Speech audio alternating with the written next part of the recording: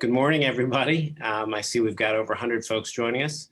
I'm Mark Alexander. I'm the Arthur J. Kania Dean here at the Villanova University Charles Widger School of Law.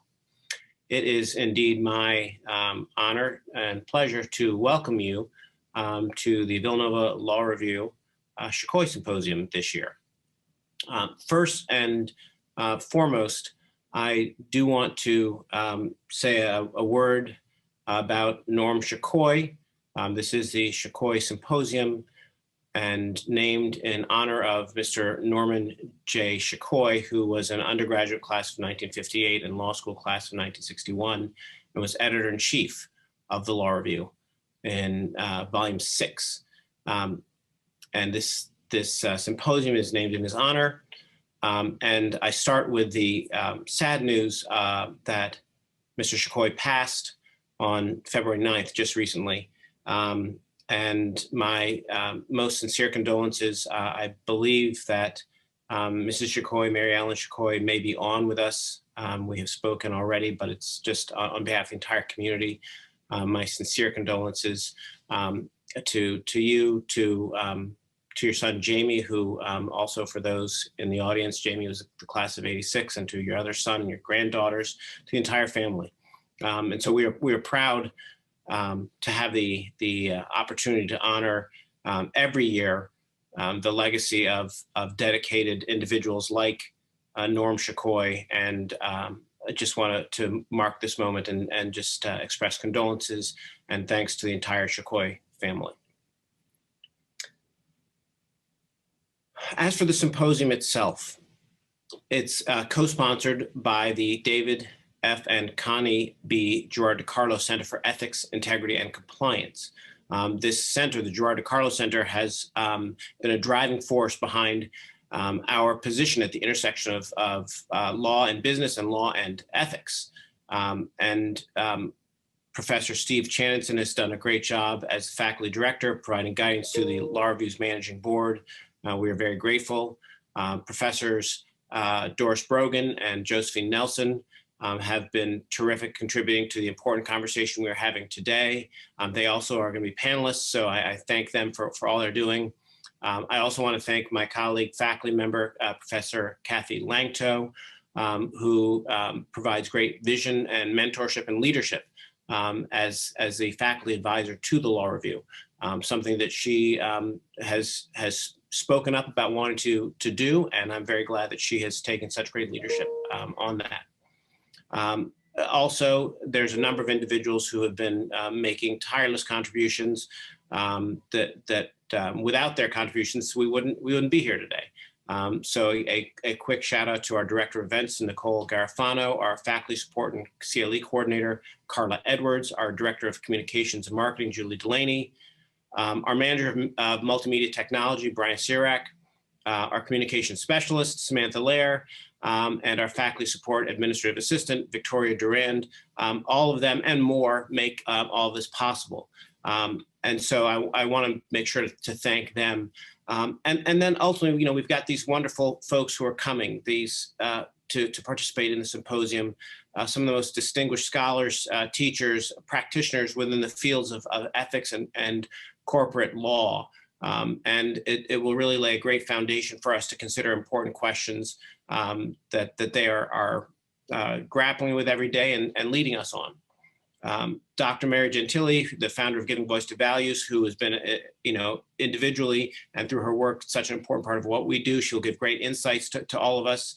And that's going to be fantastic to talk about moral muscle memories. Looking forward to that. And then the practitioners who will be coming to talk about their practice life and the issues they have from those perspectives of investigations with compliance questions. So overall, that's just to say a very quick overview. We've got a terrific group of people who've put all this together. It is, to me, such an important day. The Law Review is an example of who we are as an academic enterprise. It brings the most talented students to their best and bringing important conversations to the forefront. And speaking of the talented students at their best, I will now introduce Michael Schwab, who is the editor-in-chief of the Villanova Law Review. And I will tell you, one of the great joys of being dean is that I get out and about. Obviously, during these times, it's more virtually getting out and about, but I hear things. And I had the good fortune of talking to another dean who worked closely with Michael on an article that she was writing. And I was just speaking to her on a conference call, and before we got started, she said, "I just want to tell you, this guy is terrific.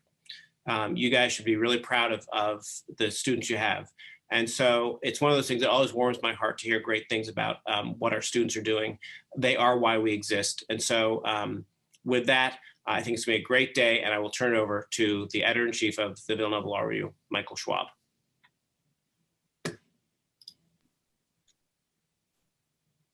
Thank you very much for your remarks, Dean Alexander, and for your continuous support of our journal. Hello, everybody. My name is Michael Schwab, and I am the editor-in-chief, as Dean Alexander mentioned, of Villanova Law Review's Volume 66. Welcome to our annual Norman J. Shachoy Symposium, Practical Ethics in Corporate Law, the Science, Instruction, and Real-World Application. First, on behalf of our journal, I would like to express my deepest condolences to the family of Mr. Shachoy. We are privileged as a journal to have this opportunity to honor his legacy through this event. As Dean Alexander highlighted, Mr. Shachoy has played an integral part in our journal and our entire school's great success.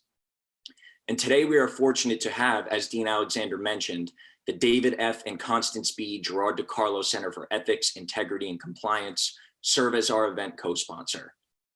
The center is a trailblazing organization carrying out our school's mission, preparing students to be better leaders.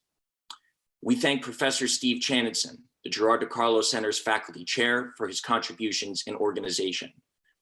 We also thank Professor Josephine Nelson and Harold Reuschlein, leadership chair, Professor Doris Brogan, who serve as affiliated faculty for the Gerard DiCarlo Center and are instrumental in planning this symposium.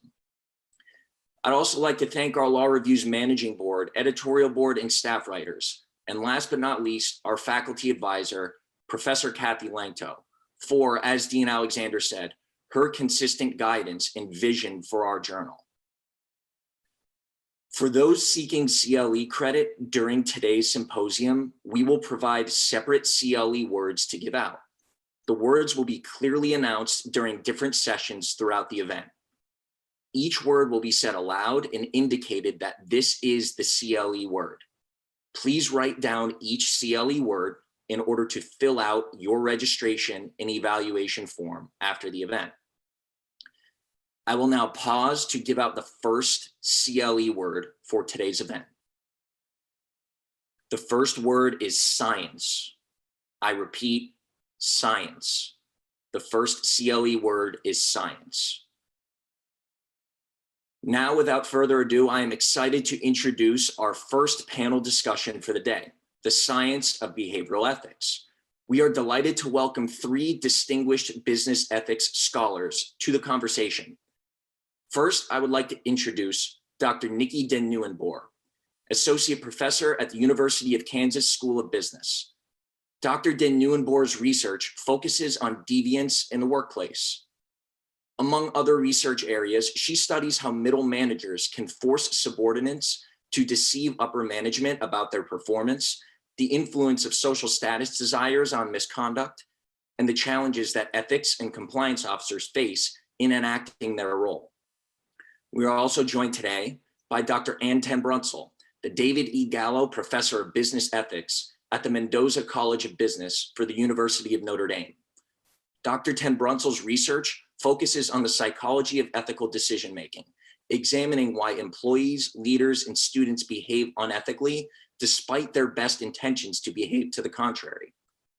Dr. Tenbrunsel is the author, co-author, or co-editor of 6 books on this topic. Adaptations, excerptions, and references to her work have appeared in a variety of publications, including the New York Times, US News, and NBC. Finally, I'd like to welcome Dr. Linda K. Trevino, Distinguished Professor of Organizational Behavior and Ethics and Director of the Shoemaker Program in Business Ethics for Penn State University's Smeal College of Business. Dr. Trevino's research focuses on understanding ethical and unethical conduct in work organizations. Her current research includes work on ethical culture, ethical leadership, and the impacts on and outcomes of speaking up in organizations. Dr. Trevino has published over 90 research articles in top journals around the country. Today, Jillian Brennan and Madeline Smith, members of our law review, will be monitoring the chat for questions at the end of each panel and will convey these questions to our panelists at the end of the sessions. Moderating today's first two sessions will be Josephine Nelson, Associate Professor of Law at Villanova University, Charles Widger School of Law, who also has a courtesy appointment in Villanova Business School's Department of Management and Operations and serves as a senior fellow for the Zicklin Center for Business Ethics Research at the University of Pennsylvania's Wharton School. Professor Nelson writes professionally as J.S. Nelson. Her scholarship has been published in numerous legal and business journals. I'm sharing my screen here. Hopefully everybody could see that. But Professor Nelson's forthcoming book, co-authored with the late Professor Lynn Stout, will be published by the Oxford University Press. The title of the book is Business Ethics: What Everyone Needs to Know. The book is designed for lay business people and lawyers with ethical questions, as well as students who would like to know more about these topics. Now, please join me in welcoming our first panel.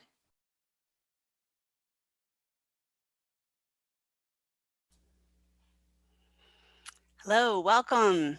Thank you so much. We're delighted to be here. And we'll get Dr. Trevino, Dr. Tenbrunsel, and Dr. Nieuwenboer up on the screen. Are you there? We'll get them soon.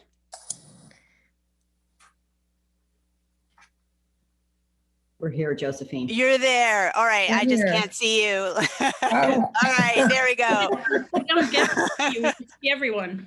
There we go. Hi, there's Niki. All right. So the way we wanted to run this first panel in discussion with the panelists is to do some quick icebreaker questions first, and then we'll talk about how this really interesting field, and you are talking to some of the very best social scientists out there. So this is a huge honor and joy for the school to have you guys come and talk to us. These are the people doing the actual social scientific work, coming up with the findings that are shaping the field. They are really revolutionizing our understanding of what business ethics is and how we behave, and how we behave not only at the individual level, but we'll take it from the individual level through the individual and the organization, and then we'll finish at the organizational level. And then our next session, because we have a 10-minute break in between sessions, is really going to talk about what we can do at the organizational level to get the best out of people that we want. Obviously, when we talk about compliance, we talk about a legal floor of behavior, but really compliance should also be aspirational. We should be thinking about what kind of ethical behavior we want out of people in our organizations and how we get that from them.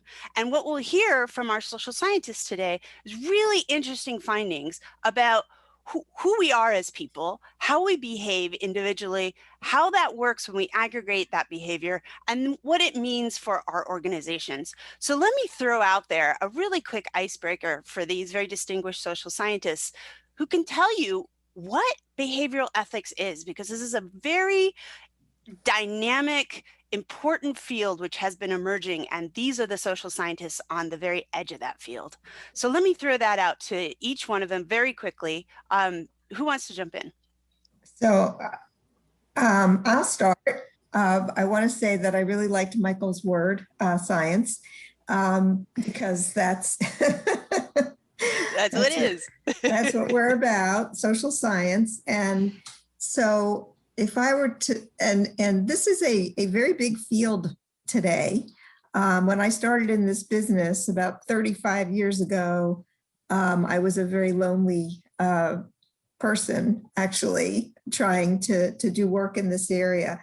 But so it's big, and we'll do our best to try to paint a landscape for you in very brief.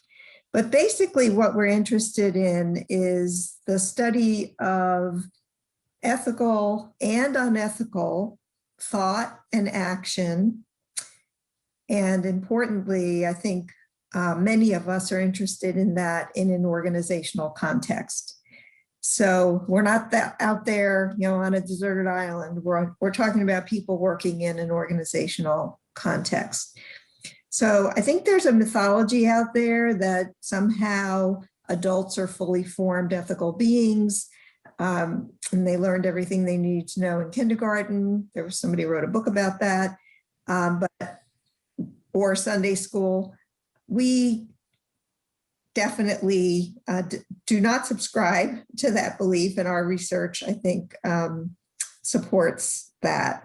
So what we are interested in and what we study is, what is it about people, about individuals, that make them think and act as they do in these organizational settings? What are their feelings, thoughts, and actions?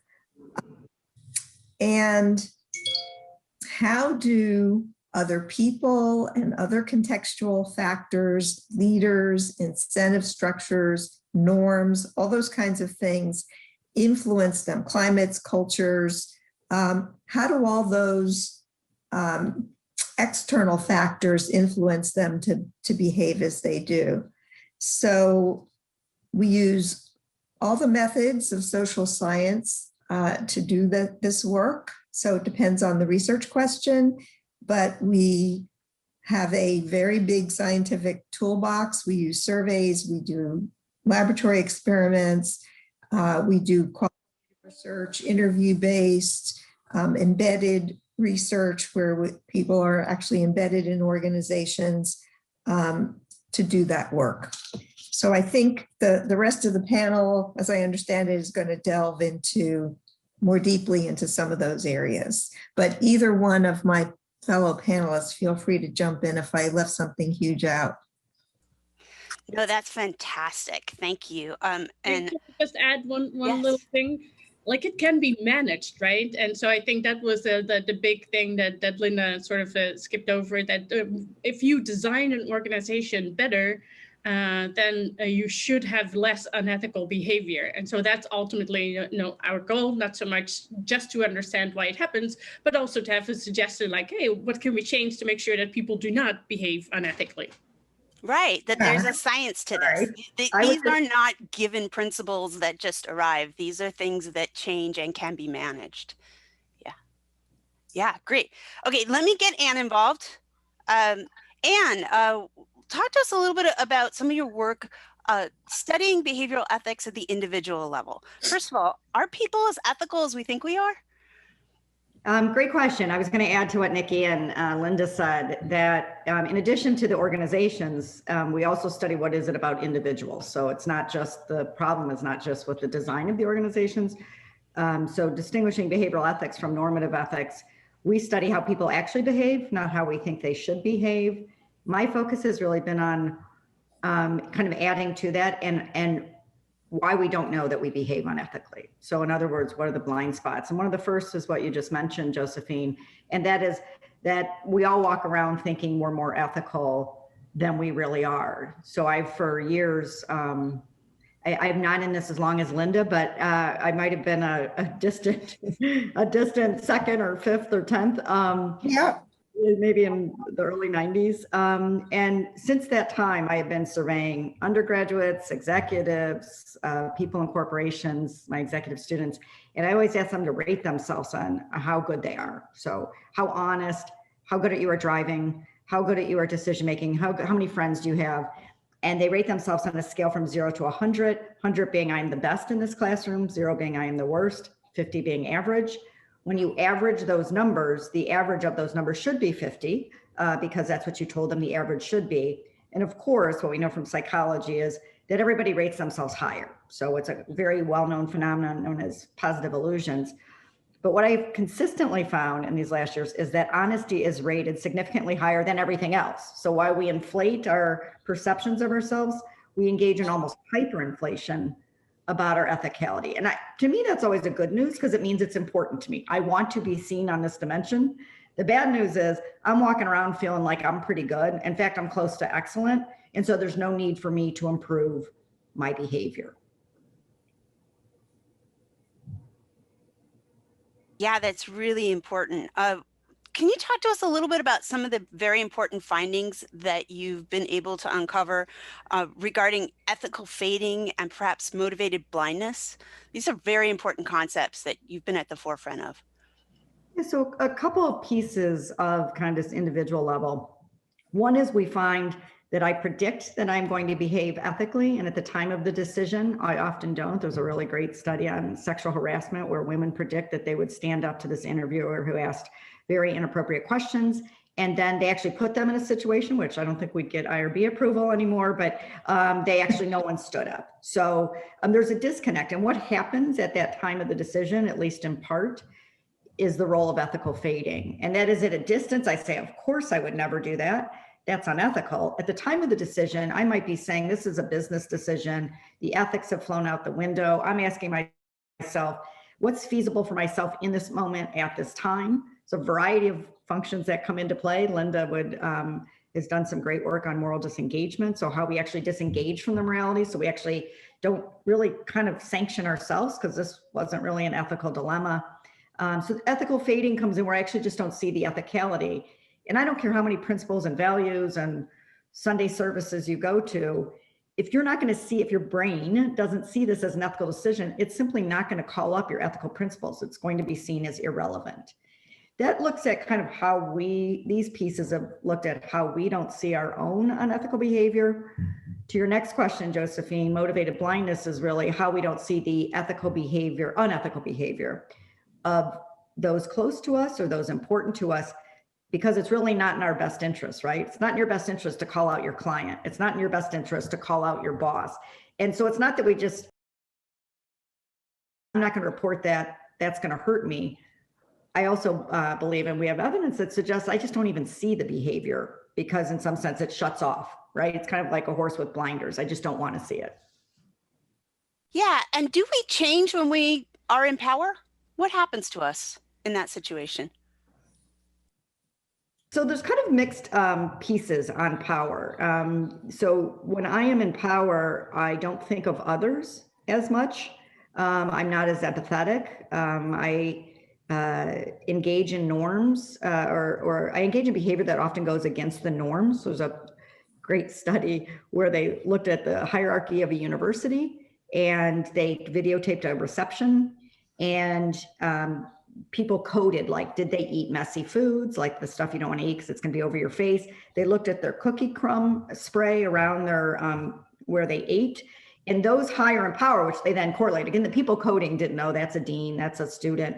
Higher in power, the more likely they were to pick the messy foods, right? Talk too much, have this big kind of messy plate. That's because people just don't care, right? I don't need to. So that can lead to a lot of abusive supervision. On the other hand, sometimes people in power, if schooled right, and this is where Mary Gentilly's work is going to come in, are also often in a position that they don't care either, so they can speak up. So it's a tightrope, and it depends on who's in there and how you design that, the role and the norms in that organization. That's fantastic and so interesting. Let me now turn, and this is mostly Niki's work, where she's starting to integrate a lot of the findings at the individual level and start to think about us within organizations. And how does that, all those findings about us as individuals, do they change? What happens to us when we move into groups and we are within an organizational structure? Yeah, well, before I get into that, as Anne was talking, I was reminded of this work by Dolly Chuk, and so she has a book. This is not a book. I like talked to her once, but so it's not. I don't mean to be promoting anything. Don't run to Amazon. This is just a work that I was thinking of. That she actually suggests that we should think of ourselves as, I tried to find the exact word that she used, but I couldn't, as just in the few minutes that we have, to think of ourselves as moderately ethical. So to admit to ourselves that we're not hyper ethical, as Anne was talking about, because that enables us to tap into our growth mindset, if you will. So that will open us up to learning about why we behave more unethically than we actually think we might do naturally. And so that was just something that I thought was interesting to add there, that we that if we rethink of ourselves and admit to ourselves that we are in fact not as honest and ethical as we like to think we are, that actually enables us to behave more ethically in the future. But anyway, switching over to the organization. I mean, there's many things that we could talk about. I think the thing that we sort of discussed early on in the when we were preparing for this this meeting is some of the work that I've been doing, which really like the person who collected the data is his name is João Vieira da Cunha, and he went and sat in a chair and watched people work for about 15 months within one organization, and he watched them cheat on their performance in an organization for 15 months. And so we have written a paper on that. And one of the things that especially I think is interesting in the context of sort of a legal audience is that we need to be mindful that we design an organization with rules and performance management structures and all those kinds of things, but what actually happens in organizations can completely deviate from that. And so what we found is that what people do in practice in figuring out how to behave unethically, so in this particular organization, and we might talk about that more in the second session that we have today. In this particular organization, there was high performance pressure and people weren't able to meet the performance goals in an ethical way. And so they started trying, middle managers essentially started trying to find ways to behave unethically. What they ended up doing is developing a whole sort of subroutines, if you will, that deviated from the formal prescriptions, which means that they looked at the rules that were in place and they essentially designed those types of unethical behaviors that would evade those rules, or that would basically evade all kinds of monitoring practices that were there. So it's, I think, important to realize, basically, when I talk to practitioner audiences, is that the unethical behavior that people end up doing is adapted to the monitoring practices that you have and adapted to the performance management practice that you have. That means, in turn, that the rules that you have do not function so much to catch things, because people will, I like to say people aren't stupid. They will do the things that they think you won't notice.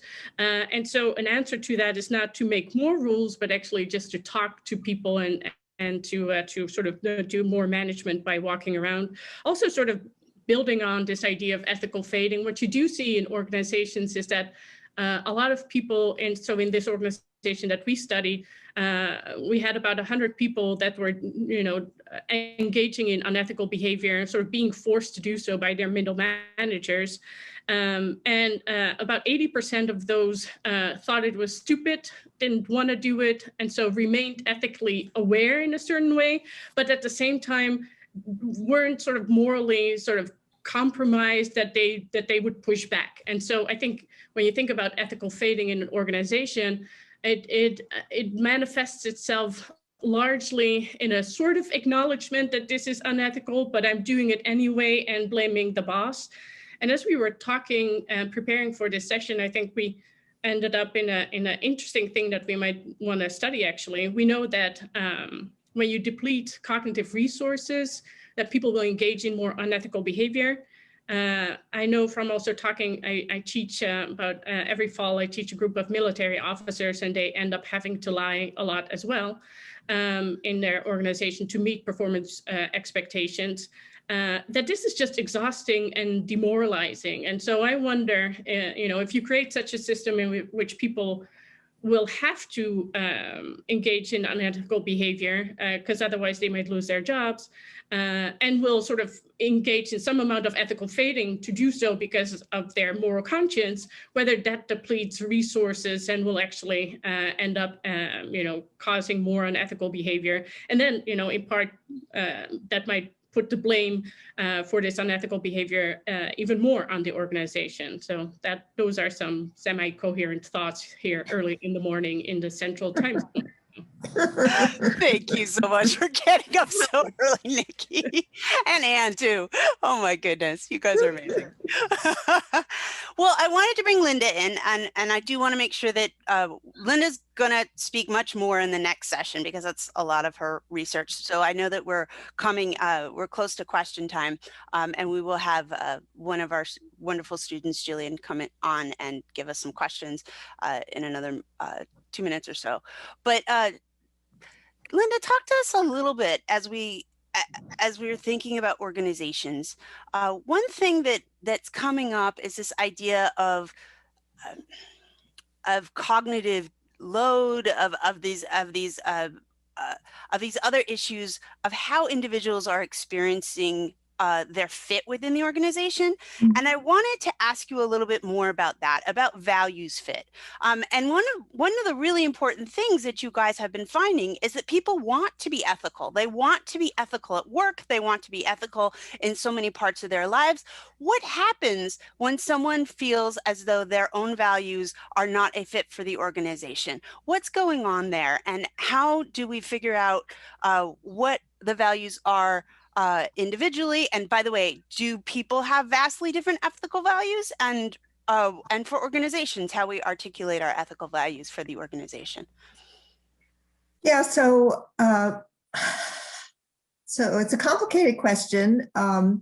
Yes, people have different ethical values. You'd be surprised. I have my students do a values exercise where they try to choose their top values and prioritize those, just like 3 to 5. I tell them you have to pick a few enough so you can actually remember what they are. So next time you face an ethical dilemma, you actually have them at hand. And then, we talk about what they chose in class, and they're sometimes surprised to find how different they are. I also encourage them to have somebody close to them do the exercise, maybe a roommate, or, but then they get tired of me saying this, but I'm kind of a broken record on this with students who are going to be going into an organization, either a new organization if they're an MBA student, or perhaps their first organization if they're an undergraduate student who's graduating. And that idea of values fit is really important. What we do know, and there isn't actually a ton of research on this, but what we do know is that if there is a good values fit, the individual is going to be much more satisfied. They're likely to stay in the organization and less likely to engage in unethical behavior because there's no reason to. They agree with what the organization stands for and what it's promoting. So, but if there's a misfit, then they're miserable. And I think people in the audience can probably identify with this because it doesn't just apply to business organizations. I think it applies to law firms and universities and all kinds of organizations that we work in. If you feel like you are aligned in terms of what you're about and what you value with the organization that you work for, you are you're happier to see the people at work. You're happier to go home and tell your family what you did today. And, you're just as I tell my students, you're just a happier camper. So that's the idea with values fit.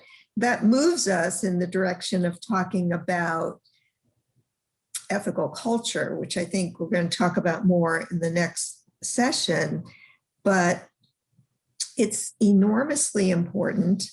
I talk about ethical culture of organizations, and I don't know if you want me to talk about this now a little bit, and then we get into the nitty-gritty in the next session.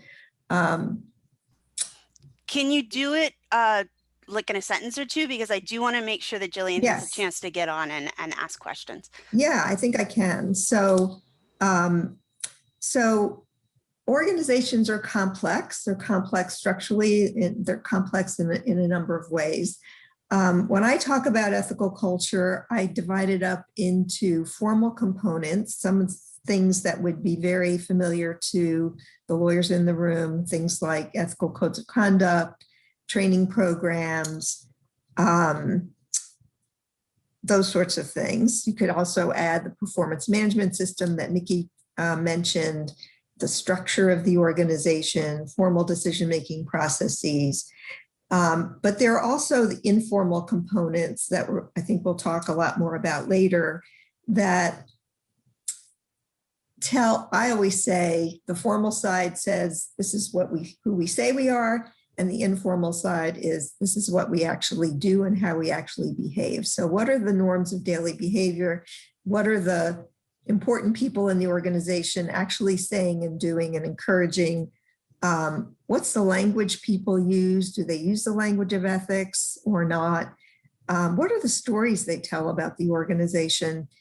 Who are the heroes? Who are they talking about? Are they holding up people of integrity, or, is it the person who makes the most sales and doesn't matter how you make them? Very important points, and we're going to get far more into that in our next session. But let me invite Julian on. Julian, are you there? Hi, Professor Nelson. Thank you so much. Hi. Yes, welcome. Jump on in. What kinds of questions have you seen either in the chat or do you have yourself? Sure. So thank you, professors, for that lively discussion. It was great. We have this great question from Villanova Business School professor James Bierstaker. He's asking, how does research on depleted cognitive resources and unethical behavior apply to exams being taken by students? So do you speak to those? I don't think we probably have the answer to that, but we could guess, perhaps. I was going to say, we do know that just resource depletion in general. So when people are tired and they are anxious, that they are more likely to cheat. And I think we've come up with a study saying that's potentially because they don't see it as an ethical decision, right? You're just so focused, like I said, on getting through the task, which is the exam, that it may be only later when things calm down and now you violated your values, but that's not a very comfortable feeling. So you come up with justifications and reasons. Everybody's doing it, probably one of the most common in that situation. So I do think, and I know that a lot of universities and academics are thinking, are these exams, especially I know in the law school where at least I think at Notre Dame, 100% is on your final exam. That's a lot of resource depletion that occurs in a week. And is there a better way to potentially measure that? And I think with what's happening with COVID and SATs and ACTs, I think we might be re-examining the whole testing culture. Yeah, I was just going to add that there is research too on lack of sleep and unethical behavior. And so if people are cognitively depleted in that way, they haven't gotten much sleep, which we know students tend to pull all-nighters and do things like that. They're also, then their resources are less available to them to control their impulses, and they're more likely to cheat.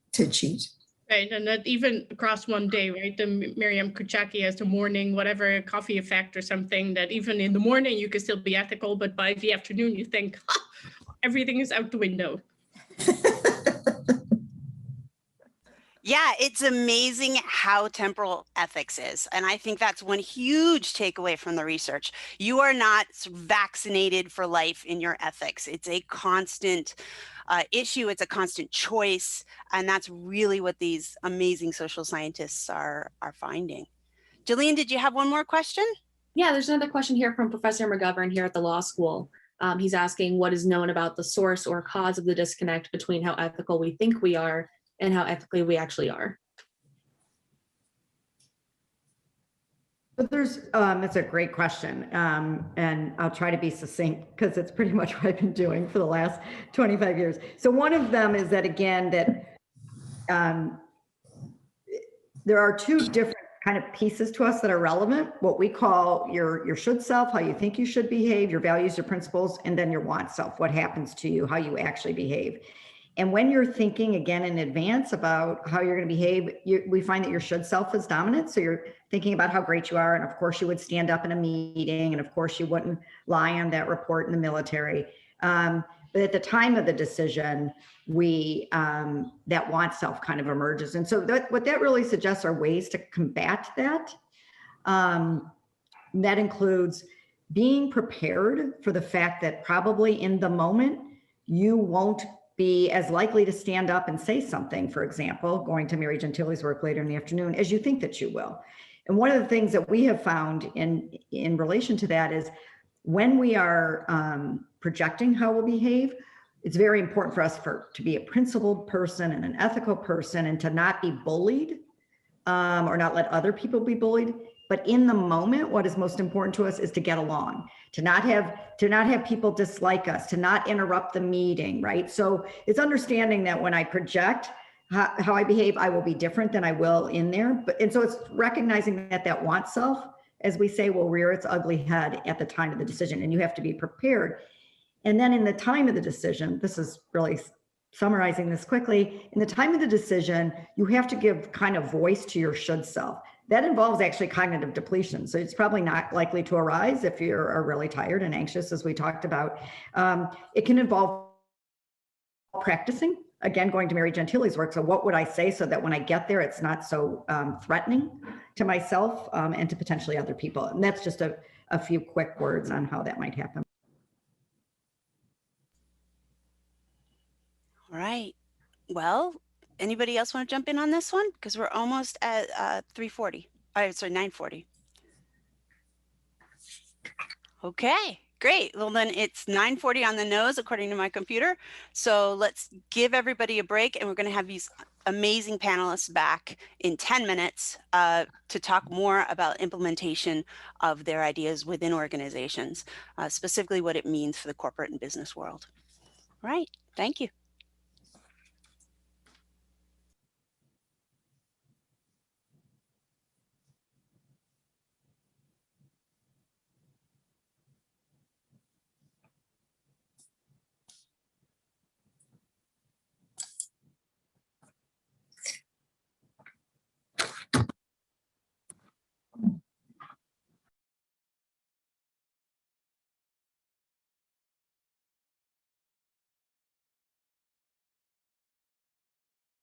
We're back on at 9:50.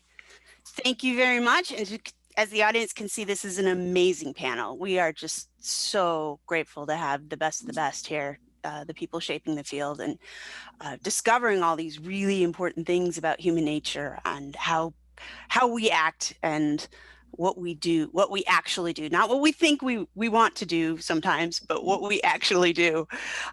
So this next session is really about how lawyers should think about getting the ethical behavior they want from organizations and others. Obviously, we have a business school crowd here too, but we're thinking about shaping culture. What are the things that we can do to shape culture? How do we create the culture we want and implement all the findings, not all the findings we can't possibly, but implement the, change what we're doing based on the findings that we've been, that you guys have been discovering that are really changing our understanding of behavioral ethics. And let me turn here at the beginning to Anne to talk a little bit about framing. She has done an enormous amount of work on how framing matters. And so as we start this conversation, it seems natural to ask her how we should frame our thinking on this subject. Sure. So as I mentioned, framing is one of the reasons why we see ethical fading occur. And our work has really uncovered two dominant frames, the business frame and the ethical frame. And of course, we wish they were equal and the exact same. We might desire them to be, but it turns out not to be the case. So if I prime Linda to think in a business frame and I prime Niki to think in an ethical frame and I give them the same decision, Linda's going to be more likely to lie. And Linda is also going to be more likely to think only of herself and not of the impact of her decision on others. She is more likely to engage in a cost-benefit analysis, which is interesting, given that most public policy and even business techniques require CBA, and even federal government proposals require cost-benefit analysis. But it is more indicative and helps explain why Linda would behave more unethically. And then Linda's also at that lower level of construal. So she's looking at the bark on the tree where Niki's looking at the forest, right? And really just saying, what makes sense for me in this moment? So, and we find that there are ways to impact your behavior within that frame. So if I give Linda and I say, Linda, why don't you think about the impact of your decision on others? She behaves more ethically. Conversely, again, if I tell Niki, why don't you think about the pros cons of your decision? She suddenly behaves as unethically as Linda did. So those are kind of the two dominant frames. Those are the features. And what I think we have to ask ourselves is in organizations, and it could be in subunits of organizations, it could be at the top management team, is what frame is being promoted. And by that, we would never know that. It's like, I'd like to promote an ethical frame. It's going to be, as Linda, I think, is going to talk about, much more subtle, probably not even identifiable by people. But relevant to this crowd, I think, is this notion of the legal frame. And in some of the work we've done on sexual harassment, a review, you can very much see that sexual harassment is often viewed through a legal frame.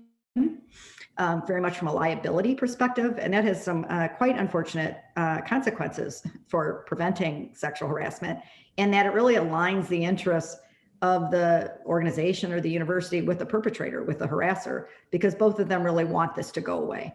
And rather than seeing it should be seen as an ethical issue. Violating someone in a variety of ways is unethical. It's not just a problem we need to get rid of. So to me, understanding those frames, again, and I think Linda will talk to this from an informal culture perspective particularly, is really important. Definitely, definitely. Could we also ask you a little bit about how we should be approaching, in thinking in framing terms, how we should be approaching questions to get the best ethical behavior within organizations? Should we, for example, come from an aspirational values place, but then, you know, how lawyers are always thinking about, okay, how do we implement this? What rule do you want us to write? What should the handbook say? What would you tell us from your experience and your research about how we should come at these questions? So do you mind if I take this one? So Definitely, thank you. Yeah, so I did a study a number of years ago that got very much at this. So as I mentioned earlier, we have this formal component of the organization, things like the code and the training, things that the sentencing guidelines tell us to do. And then we have the informal side, which is what are people actually doing on a day-to-day basis. And what I found in multiple studies is that things like having a code doesn't influence behavior at all. I'm sorry to say to everybody. Now, it does have an impact. Can you repeat that one more time for all the lawyers, please? Repeat that one more time. We really need to hear that. I refer to codes of conduct now as wallpaper because everybody's got one, because the lawyer told you had to have one. You know, some of them are more effective than others, mainly because they're enforced more consistently. So we do know that if a code is taken seriously and enforced, it can have an impact on behavior. But you can't make a rule for everything. I know that that's hard for lawyers to hear, but it's true.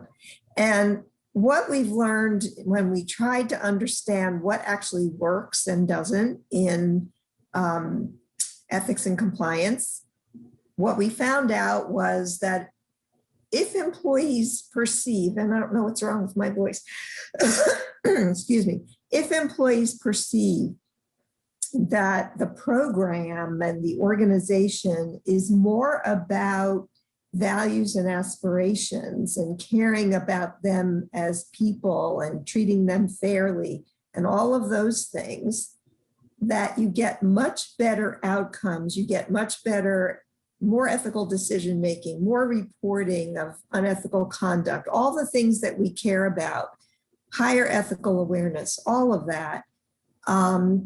Then if they perceive that it's all about sort of covering the organization's rear end, and this is all about just complying, and somebody's got their finger on me, and they don't really care about being good. They just want to comply, and that leads to a kind of cynicism and attitude that it's really okay to break the rules, to be unethical.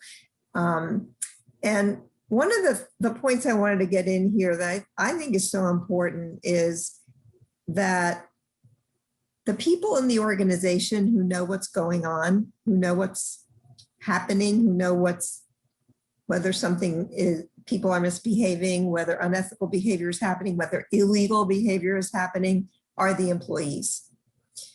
And what we need for them to do is to be willing to step up and speak up. And Anne spoke to the fact that this is really difficult, and people think they will, and then they won't. And this is something that I've been studying quite a lot, trying to understand what goes into understanding whether people will speak up, and then if they do, can they be successful? What happens to them in organizations? And a lot of that has to do with the culture, something we call psychological safety, whether they feel safe doing so. And most people don't actually feel safe speaking up. And I think it's a huge problem for this group, this audience, to think about how do we create an organization where people are going to be willing to speak up. And I'll say one more thing. Other people may want to jump in because I think we're running out of time. But I think somebody asked a question about leadership, management. What should management do? What should leaders do? I spent a lot of time studying something we refer to as ethical leadership, and it is extraordinarily important. Again, all of the outcomes are better if people perceive their leader to be an ethical leader. And that means they care about them, they care about developing them, they're fair, they're principled, they make principled decisions, they hold everybody accountable, including themselves, for ethical behavior. And they also have to behave ethically themselves. So being a role model essentially is what it boils down to. And that turns out to be extraordinarily important. So it's more part of the informal side of the organization because it's the day-to-day, and it's more the supervisory level. I mean, it's important at all levels. So the CEO is important, and those people at the top are important. But what is it that your supervisor is telling you is important? If you come back from ethics training and they say, well, that was a waste of time, that's a huge, powerful message. Or if they say, I don't care how you make the numbers, just make them. That's a hugely powerful message. On the other hand, if you sit around and have these conversations like Anne was talking about with an ethical frame, where they ask you to think about, the decision that you're making and whether there might be harm to stakeholders who are important in this situation, that's a totally different message. That's saying this leader cares about people, cares about the community, cares about customers, cares about us. And that just changes, that puts everybody in the ethical frame that Anne was talking about. So those are a few of the things. And then the other thing that we could talk about is the performance management system, which is hugely important. Niki referred to it earlier when she talked about, very briefly, about the study that she was involved in. And we have goal setting, we have, incentives, we have disciplinary actions. People pay a lot of attention. Those are very motivating, all of it. And how the organization, I find personally that we just don't pay nearly enough attention in ethics and compliance to the makeup of the performance management system and how that's affecting people's behavior. Usually HR's in charge of that, not us. And I think it's a big mistake. We need to be involved in that because we understand how that affects these really important outcome behaviors. Can I just jump in? Yeah, I wanted to Niki, I wanted to get you involved, but one thing I wanted to ask as Linda was bringing up, could you talk to us a little bit more about what these informal systems look like? A lot of your research is on middle management and behavior and these other things. And there's this mantra that you sometimes hear. You guys brought this up in a discussion before we even had this panel, that often you hear people in management positions saying, no, I just hire great people and then I let them be. Is that going to work? Could you talk to us a little bit about that? Yeah, no. People respond to the pressures that you put them under, right? And I think I remember in a former project that Linda and I worked on that the ethics and compliance officer was complaining about how his CEO says we don't hire thieves, and so we don't have to worry about ethics and compliance. And no, it's we see this time and time again. If you look at our study that we did that I spoke about earlier, but Wells Fargo, same thing with the military. And I'm not sort of disclosing anything that's not out there. People can Google, it's a report, Lying to Ourselves, Dishonesty in the Military Profession. I think the big whopper is if you make people worried about their career, about being fired, about, having about that, then they will just do whatever they need to do to get by, not because they want to. It's like in our study, the folks could actually gain bonuses by lying, but the majority of folks weren't motivated by those bonuses. The thing that drove them to comply with unethical behavior, because that was very much something that their middle managers were shaming them into doing. Like, it took a lot of force to get all of these people to engage in unethical behavior. The thing that ultimately drove them was, I don't want to lose my job, right? And in this case, in our study, it was mostly because the pay that they also received was very good. If you look at and probably they wouldn't be able to get similar pay in a different organization, given the type of employee. In the military, basically, they will be sort of phased out of their careers, and so, which is hugely scary for military officers, especially because they don't know civilian world, and so they have no idea how the heck the post-military life, what it will look like. If you look at Wells Fargo, and I meant to Google it, and I'm not sure, so this might be a lie, so Google it before you repeat it, but I want to say that they were blacklisted. If you get fired from a bank, that you will not be able to get another job at a bank, and those kinds of things. Nobody will resist that, people will just comply, and they will be miserable about it. But now, and mind you, in Wells Fargo, the official rule was, right? So official rules don't really matter in guiding behavior, because the official rule was that they were not supposed to be fired for performance problems, right? They were not supposed, that was not supposed to happen, except it did, right? And so that's why, you can write your policies and stuff like that, but what people will actually do in practice might totally deviate from those policies. Now, I also wanted to sort of back up a little bit to talk about compliance and aspiration, the original question that you asked, because, especially, with me hanging out with the military crowd, some organizations just have to have very strict compliance. right? Because even like, I think by now we have more people dying in training accidents in the military than we have dying in combat abroad. And so stuff like safety and sexual harassment training, very, very important. But if that's the only thing that you do, Linda's research suggests that it actually backfires and creates more unethical behavior.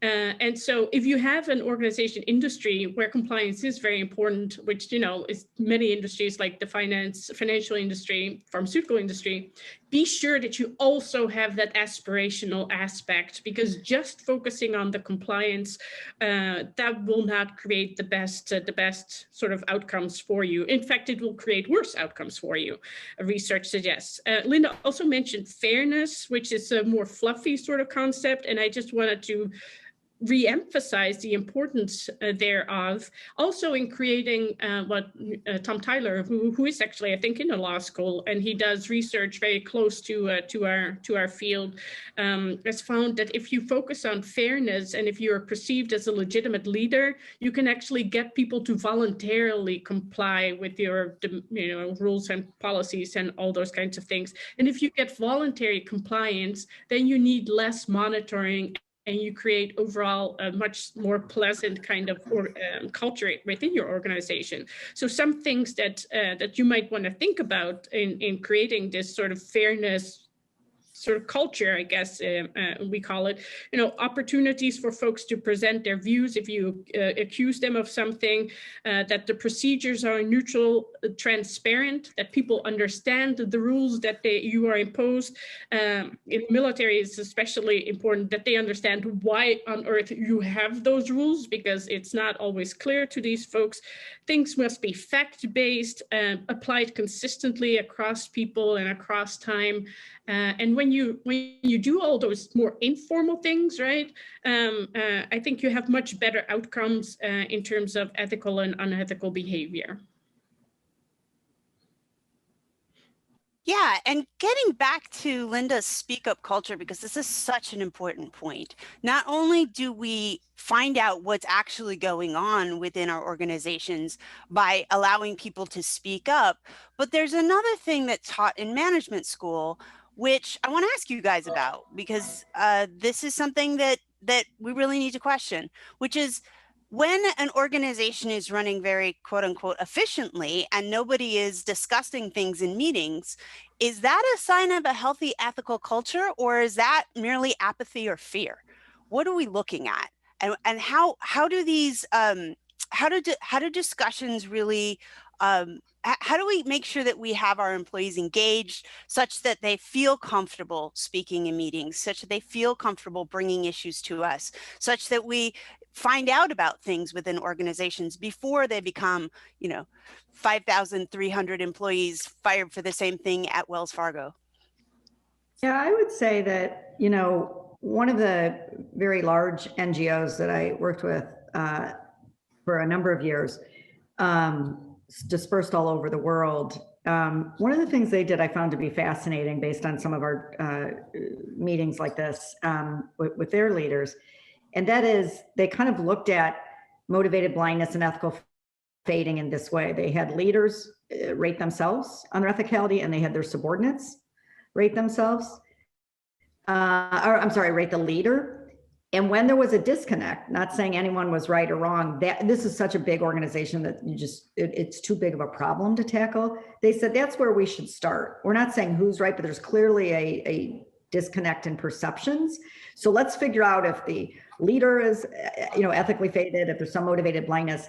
I also say that you should really look at, because I think, Josephine, at the heart of your question, let me back up, is we don't speak up in part because we're afraid, in part because it's not the culture, but also in part because we don't feel that we have anything to say because we haven't seen it. So focusing for me on that last piece, you also have to look at who people are not motivated to see their behavior. So if all the money is brought in through one division, that is likely. There was a study on Enron and looking at all the emails in and out, and there's one division where all the emails were in and out of that division. I'm sorry, within the division, but there was very few out. So an isolated area There's a question I saw in the chat about working from home.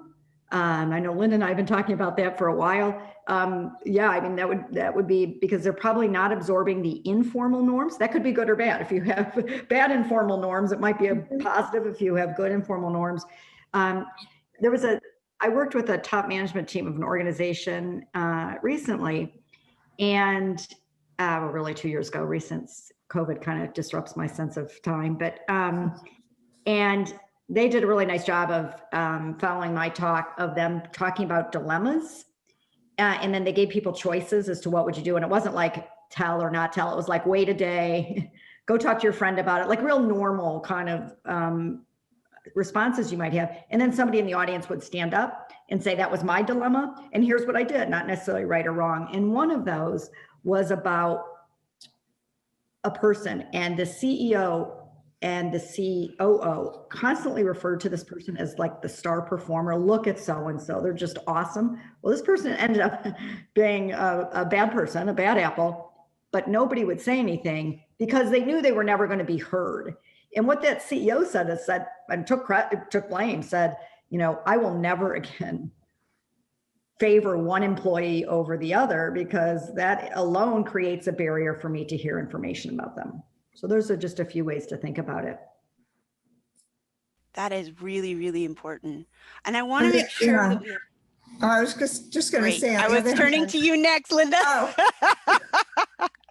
Well, let me just say something about Anne's point, and then maybe you have other questions.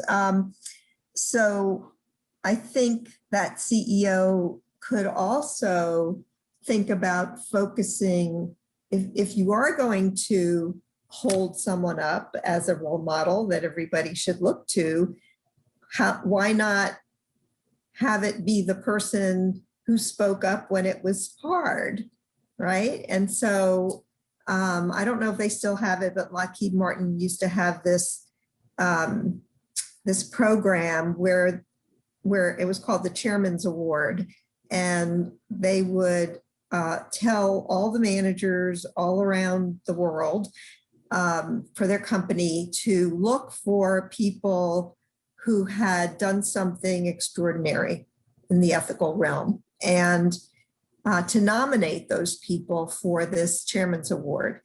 And what that did was to raise awareness among all these leaders that this was important to the CEO. And then they were out looking in their organizations for not the, best salesperson, but the extraordinary ethical person. And they would bring these nominees and these managers from all over the place together for a dinner when we used to do those things. And they would, give the award to the person who won, and then they were able to tell that story. So that became part of the stories that the organization went out in the, in the newsletter or whatever communication mechanisms they used. So who you hold up is important. And the other thing that I've seen in organization that I thought was unique and really important, because as Anne said, people don't speak up because they're fearful of what it's going to mean for their career. This organization set up a very pretty intense, complicated system for tracking careers of those people, making sure that they were not getting sidetracked and intervening if there was a problem. And knowing that the organization has your back is amazing. I mean, it's really, really helpful. I have another quick example along those lines, because I think what Linda's pointing at is the way in which, in this case, the formal system can actually be positive. A formal That's true. There's in our book we cite J&J, and they introduced at the beginning training, I think, for new employees for people that are like vice president or above.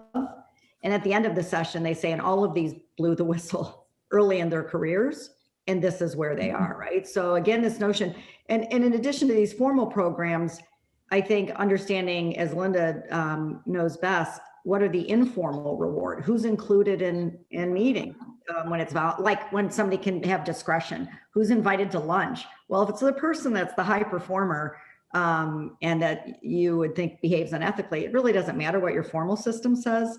That's going to dictate what happens. We did a project on law firm culture, so we interviewed people at all levels from partners on down. And there was a great story about this. It was very clear in training and all their codes that you cannot make up your hours. Like you have to be very diligent down to like the second. I'm kidding, but pretty specific. And one of the star junior performers who was clearly favored by management sat down at a restaurant with some other juniors. These were the other juniors telling us this and quickly made up his timesheet for the past week. And so it was clear to them that this rule, don't make up your timesheet and be very, very diligent, really didn't apply because he was getting all the plum, cases and partners to work with.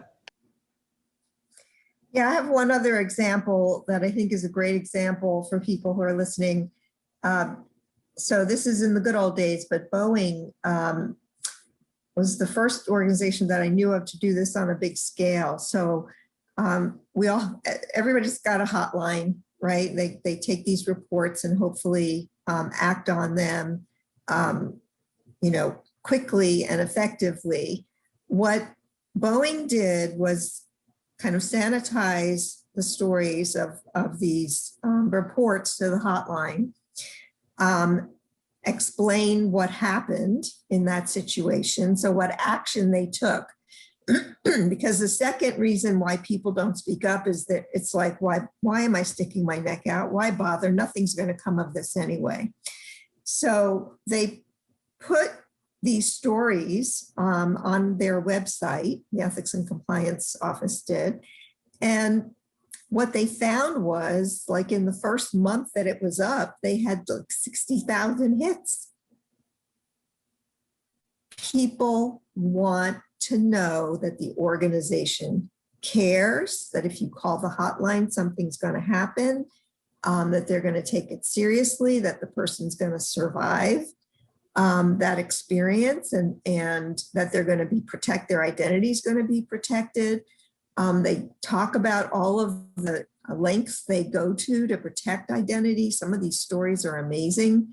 So to me, that just said, boy, people really want to know this. They really want to know this. And we've actually taken this in the business school, where we have academic integrity violations. We actually send out a report each semester at the end of the semester to students about the violations and what happened to those students. Students pay very close attention, they tell me. They look at those things. They care about it. They want to know, if we have an honor code, they want to know that if people aren't complying and they get reported, that action is taken. So I think those are some practical things that I've seen that seem to work. Very important. And in the 5 minutes we have left, which is way too short, way too short, I want to pull Linda out more on formal systems that work, formal systems that don't work.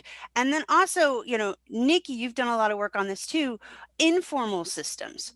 We've mentioned a bunch of this, but I want to give you a chance specifically to talk about big concepts like the big two, leadership and performance management systems.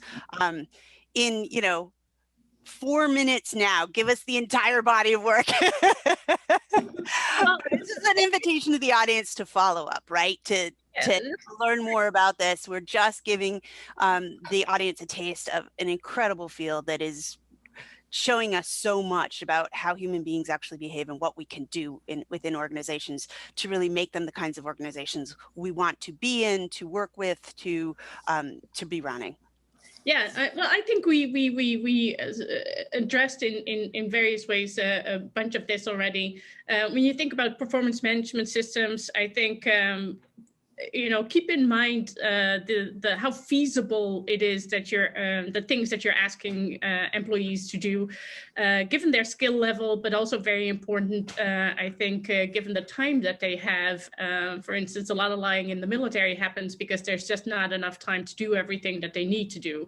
And so time as a resource and employee skill as a resource, and if you have problems with that, then people will behave unethically. That's a thing to keep in mind. Repeated hard goals do lead to resource depletion, more unethical behavior. Does that mean you cannot set stretch goals? No, because stretch goals can also be awesome. The thing is, what is the repercussion of not reaching your goals? I think that's the biggest thing that sort of makes people ultimately decide to lie. Do they have a feasible path to do it ethically?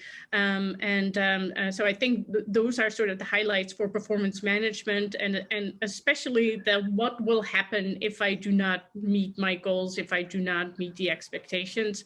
In terms of leadership, I think very important that the ethical leadership that Linda talked about, speaking about values and taking it seriously, making sure that you punish people who need to be punished. And punishment, I think, Linda's done some research on it, and she told me a long time ago that it's phenomenally difficult to publish because we don't want to talk about these negative things. But I talk a lot in my classroom to my students about you have to punish the people who do bad things, because not so much even just for those people who did bad things, but for the message that it sends to everybody else, right? And also in the example that Anne gave, you have people give slack to this one person because they seem awesome, but the problem is that the message that it sends to everybody else, right? Because people pay attention to what happens in organization. They pay attention to who the managers favor, who the managers punish.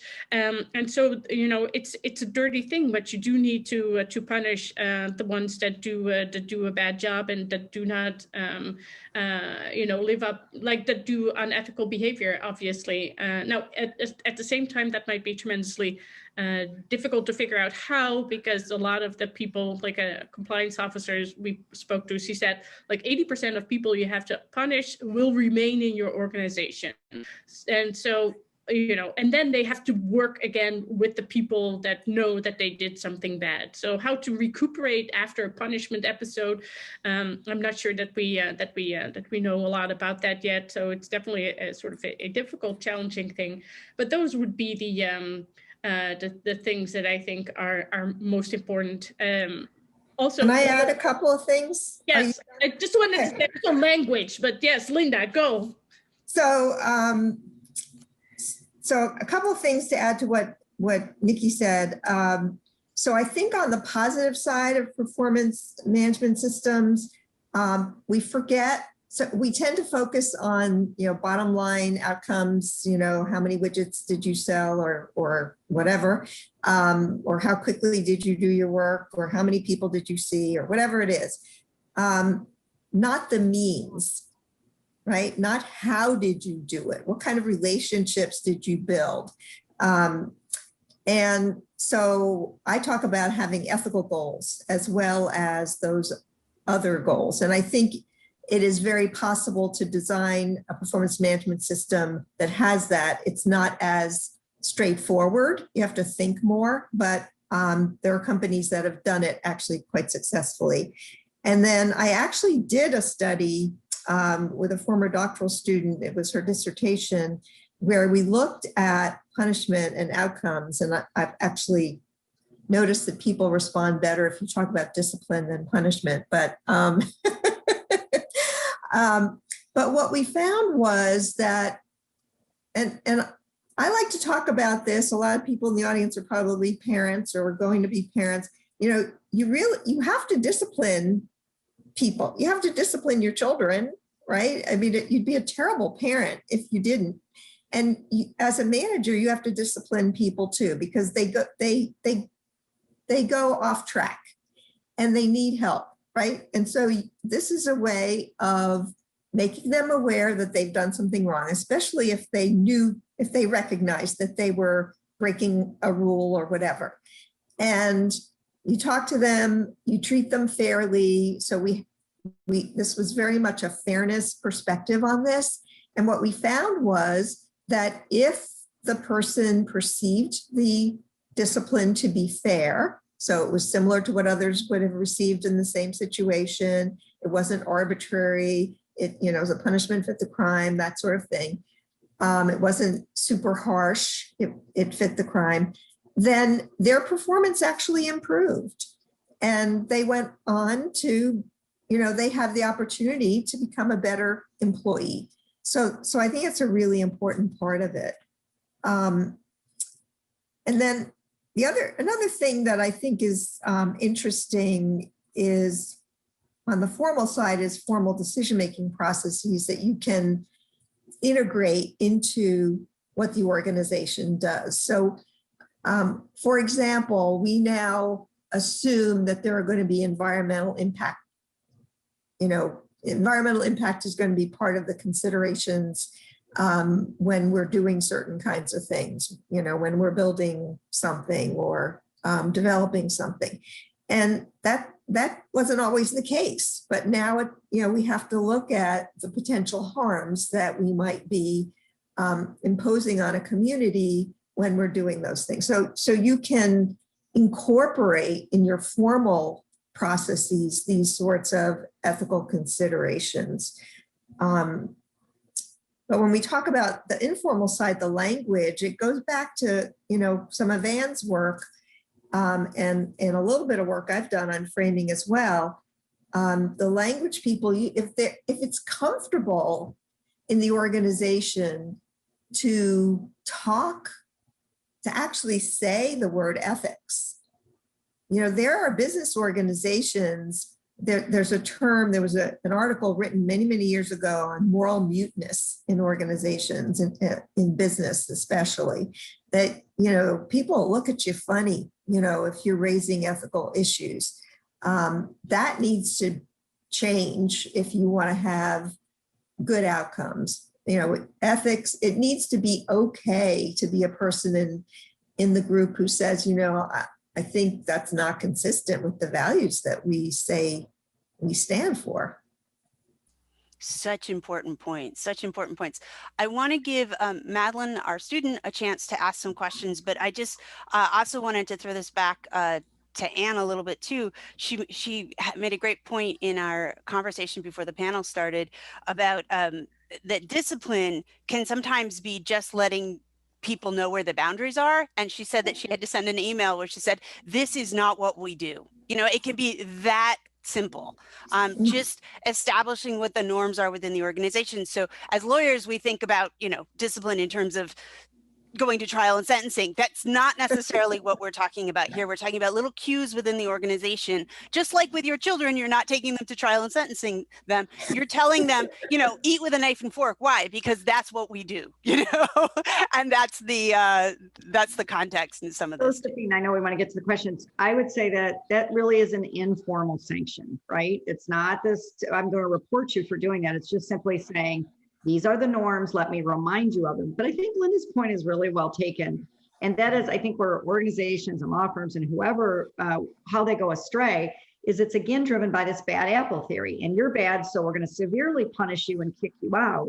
And if what all the research that everyone on this panel and many, many more people is true, which we believe that it is, then it's a lot to do with the interaction between that person and the system and all the factors we've been talking about.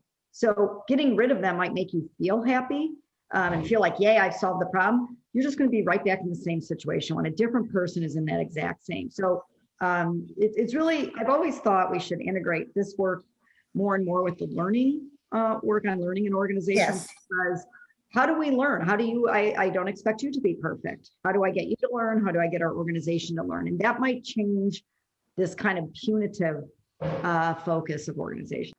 Yeah, can I just add real quick before so in Wells Fargo, Maddie, we're going to get to you. We are. So in Wells Fargo, they fired 5,300 people for unethical behavior. And to Anne's point, it made them feel like their systems were working. So it didn't just make them feel well, they actually thought, we've got our organization covered, we're good, we don't need to worry about anything. So this bad apples approach, not just in unethical behavior, but in many cases, processes, I think is actually sort of backfiring because it makes you feel good and yay, our processes work, and you can totally ignore the actual problem that underlies all of the stuff that is happening. Okay, so that was it. No questions. No, Actually, so important. Thank you guys. Thank you. I want to make two really quick points. Maddie, get ready. So Okay. building on what Niki said. So when there's a problem like they had at Wells Fargo, you need to get to the root cause, right? Not just identify bad apples. So, and that takes, I mean, they eventually did when they called in a law firm and they did a big investigation, but management should have been thinking in those terms. The other one point that I think is really important to make to people who are helping, develop ethics and compliance programs and advising companies. I use a garden metaphor to talk about ethical culture, that you don't just like put it in place, kind of like a program, and say, okay, we're done now. It has to be tended, because if it's not tended constantly forever, then, the pests and the weeds, invade. And so it's just a constant tending that has to happen. And I think it's so important to keep that in mind. That was really important too. Definitely worth it. All right, Maddie, are you there? Hi, yes, I'm here. Can you hear me? Yes, thank you. Okay. Well, thank you so much. This discussion has been so enlightening. We have a lot of questions actually, so I'm going to try to do my best to pick some that I saw that we think will be good for you guys to answer. My first question comes from Diane Slifer, and she asks, what does your research show that leaders, whether in organizations, politics, etc., do or can do to avoid absolute power corrupts absolutely? Oh boy.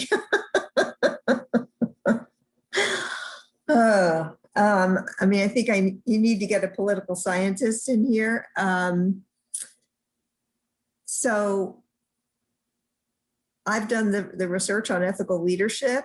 I'm actually delving my toe into with a doctoral student, some work on unethical leadership, which I've actually tried to stay away from. But we do know from some very old research on leadership more generally that, leaders who there can be very powerful leaders who are very charismatic and transformational, who can influence people to do things that they wouldn't otherwise do. And it really depends on their motivations and their intentions. So are they motivated to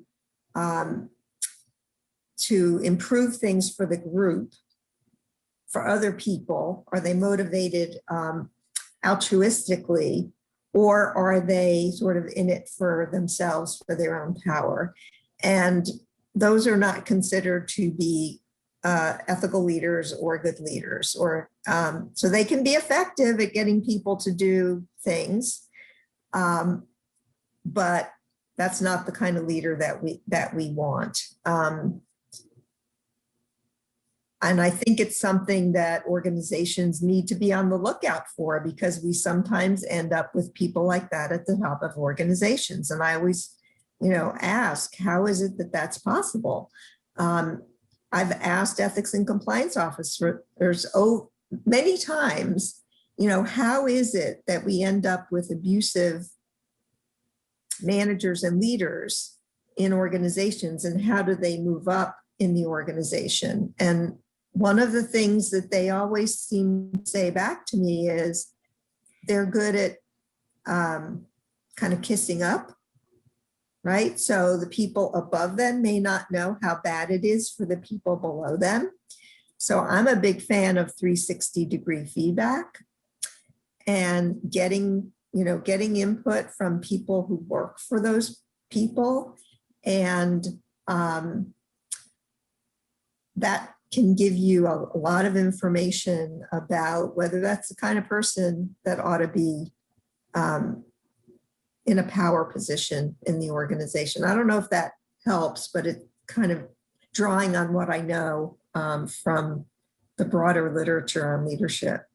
I have a real quick addition to that.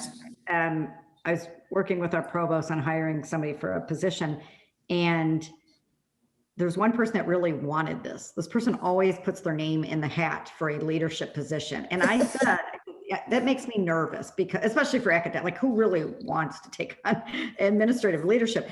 And I realize academics is a little different. But then my former colleague came to Notre Dame, Danielle Tussing out of Wharton, and her research showed that the relationship is not particularly straightforward. It's what we call curvilinear, so like a U shape. And that is that people so who makes effective leaders?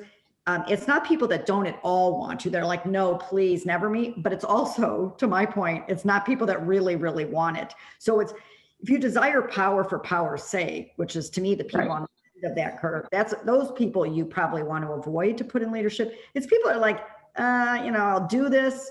People that exhibit more of a servant leadership, right, but not this power for power's sake. So part of it, to me, comes in the selection process as well. Mm-hmm. Absolutely.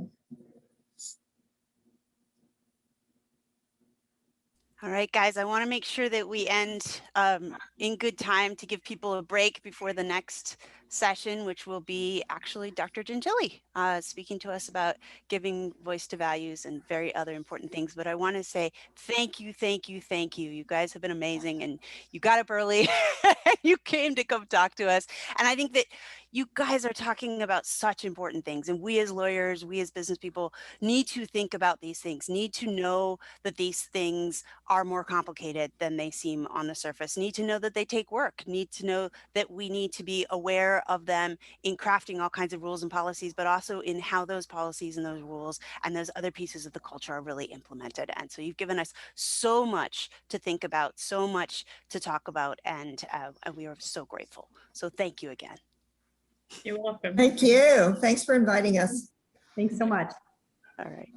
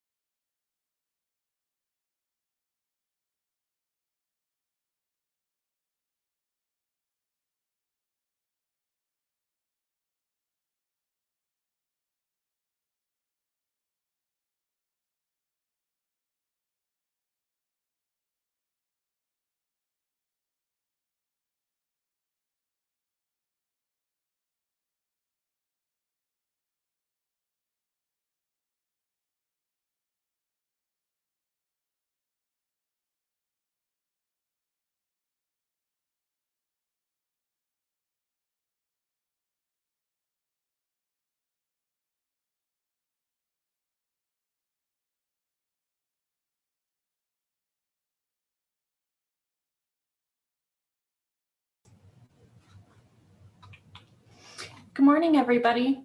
My name is Hannah Schroer. I'm the managing editor of Villanova Law Review's online journal, Tolle Lege. And before we introduce our next speaker, I'm going to pause for a moment to give out our second CLE word. Research. Once again, the second CLE word is research. Now, I'm excited to introduce our next speaker, Dr. Mary Gentilly. Dr. Gentilly teaches at the University of Virginia Darden School of Business. She advises at Aspen Institute of Business and Society program, and she consults on management education and leadership development. She has won numerous awards for her pioneering work in ethics and leadership. Dr. Gentilly is the creator and director of Giving Voice to Values, which is a program that helps develop values-driven leadership and decision-making skills. Or to put it more simply, to develop moral muscle memory.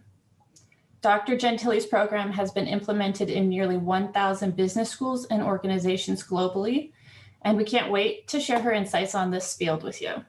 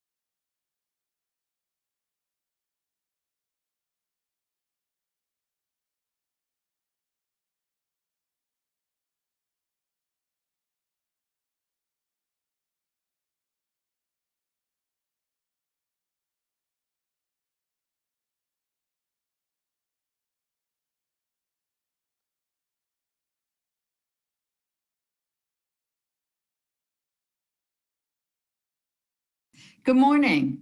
I'm really happy to be joining you today at the Villanova Law Review Symposium on Practical Ethics in Corporate Law. What I'd like to do today is to spend a little bit of time explaining to you what giving voice to values, or GVV as I refer to it, is, and how it can be useful for lawyers in a corporate context. To begin with, giving voice to values is an innovative approach to values-driven leadership development. I actually created it for use in MBA education, graduate business education, which is where I spent the majority of my professional career. I spent 10 years at Harvard Business School, where I helped to develop their first required curriculum on ethics and values and leadership and decision-making. Now I'm actually based at the University of Virginia Darden School of Business. And I created Giving Voice to Values primarily because I was frustrated and disillusioned with the way we talked about ethics in a corporate context. And so I'm going to talk to you a little bit about what that frustration was, what Giving Voice to Values is and how it addresses that frustration, the research and the foundations for Giving Voice to Values, why it works.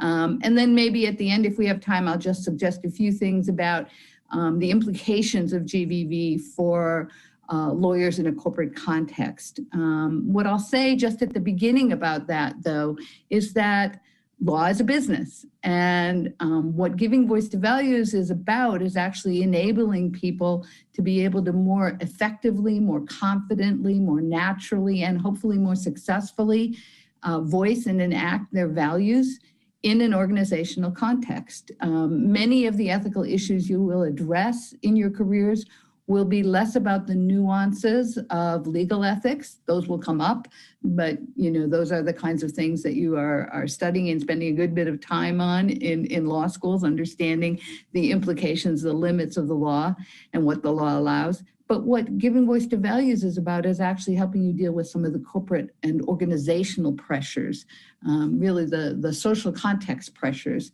that you might encounter precisely because you're operating in a business, in a corporate law context. So to begin with, I mentioned that giving voice to values grew out of this frustration that I had. And it was primarily because I felt the way that we were teaching about ethics in business schools, the way we were training about ethics in business contexts and in corporate contexts was, too often futile and sometimes even hypocritical.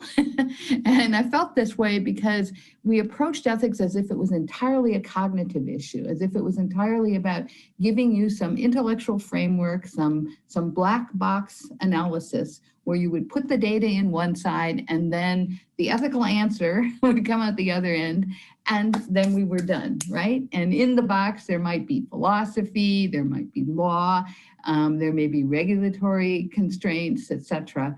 But the fact was that I call it the preach and pretend method, because we would preach to you about how to figure out what the right thing to do is, and then we pretend that you knew how to get it done, especially if you were operating in a context where the pressures might be pushing against your acting on those values-based positions. And so it began to feel to me as if, we were kind of spinning our wheels. This was a bit futile and sometimes a little hypocritical because we would, pretend that this was enough. So I became very frustrated, kind of disillusioned with this. I took a step back from this work. And this was maybe about 10, 12 years ago. And there was starting to be, around that time, I had a number of experiences that led me to think of a new way of approaching this. And I also began to see some new research that was starting to emerge. There's actually more of this research now. And I'm not going to really share all the stories with you because we don't have the time for that. But let me just say briefly what we were learning from the research about how to really prepare people to be impactful around values-based positions. So there was a lot of research coming out in the field of psychology. There was research around habit formation. You may have seen some of this research. There's books, Charles Duhigg's The Power of Habit. There's a lot of work around how we build habits to address all kinds of behaviors, not just ethical choices. There was also a field of research in psychology. It's called the study of positive deviance. And these are folks who study individuals who deviate from the norm, but in a positive direction. And the folks who do that research have a nice phrase. It's their phrase, not mine. They say, if you want to have an impact on people's behavior, rather than asking them to think their way into a different way of acting, it's more impactful to ask them to act their way into a different way of thinking. So I thought, well, that's kind of interesting.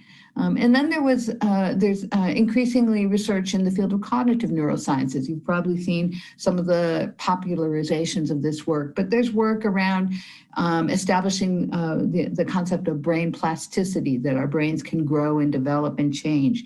Work on the creation of new neural pathways through repetition and certain kinds of behaviors. But the research I'm going to mention to you comes from the field of kinesthetics, or the study of physical movement, because I think it makes the idea behind giving voice to values more tangible and easier to understand and remember. So back in the day when I was working at Harvard Business School, I decided I needed to take a self-defense class.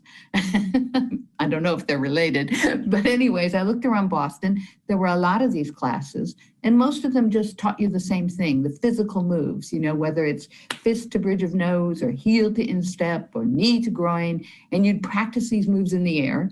And the idea is now, if anyone ever attacks me, I know what to do, right? But there was one class that was different. It was called model mugging, and it was a developmental model. So they would teach you all those physical moves and you'd practice them in the air. But then once you knew the moves, they'd bring in a gentleman in a padded suit, sort of like the Michelin Man. And they would give him the opportunity to attack us full force. And then we could use these moves on him full force because he was protected. And in the beginning, it was a little ludicrous because you just stood there in line waiting your turn to get attacked, right? But as the class went on week after week, I might be talking to someone over here. He would come and grab me from another direction. I would never know when. I'd never know what hold he was going to use. It was really nerve-wracking. But the idea was that we could then practice these moves in the same kind of cognitive and emotional and physiological state that we would be in when we needed to use them. It was based on research on what's called specific state muscle memory. Those of you who are athletes will be familiar with this. It's the idea that you rehearse something in the same intellectual or cognitive and physiological and emotional, you rehearse something in those same states so that when you're in the actual situation and you may freeze, your body will just automatically remember.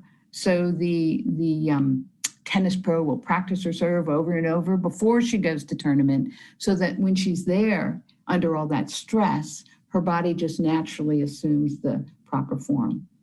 So I was thinking one day in that class, could we create a kind of moral muscle memory, you know?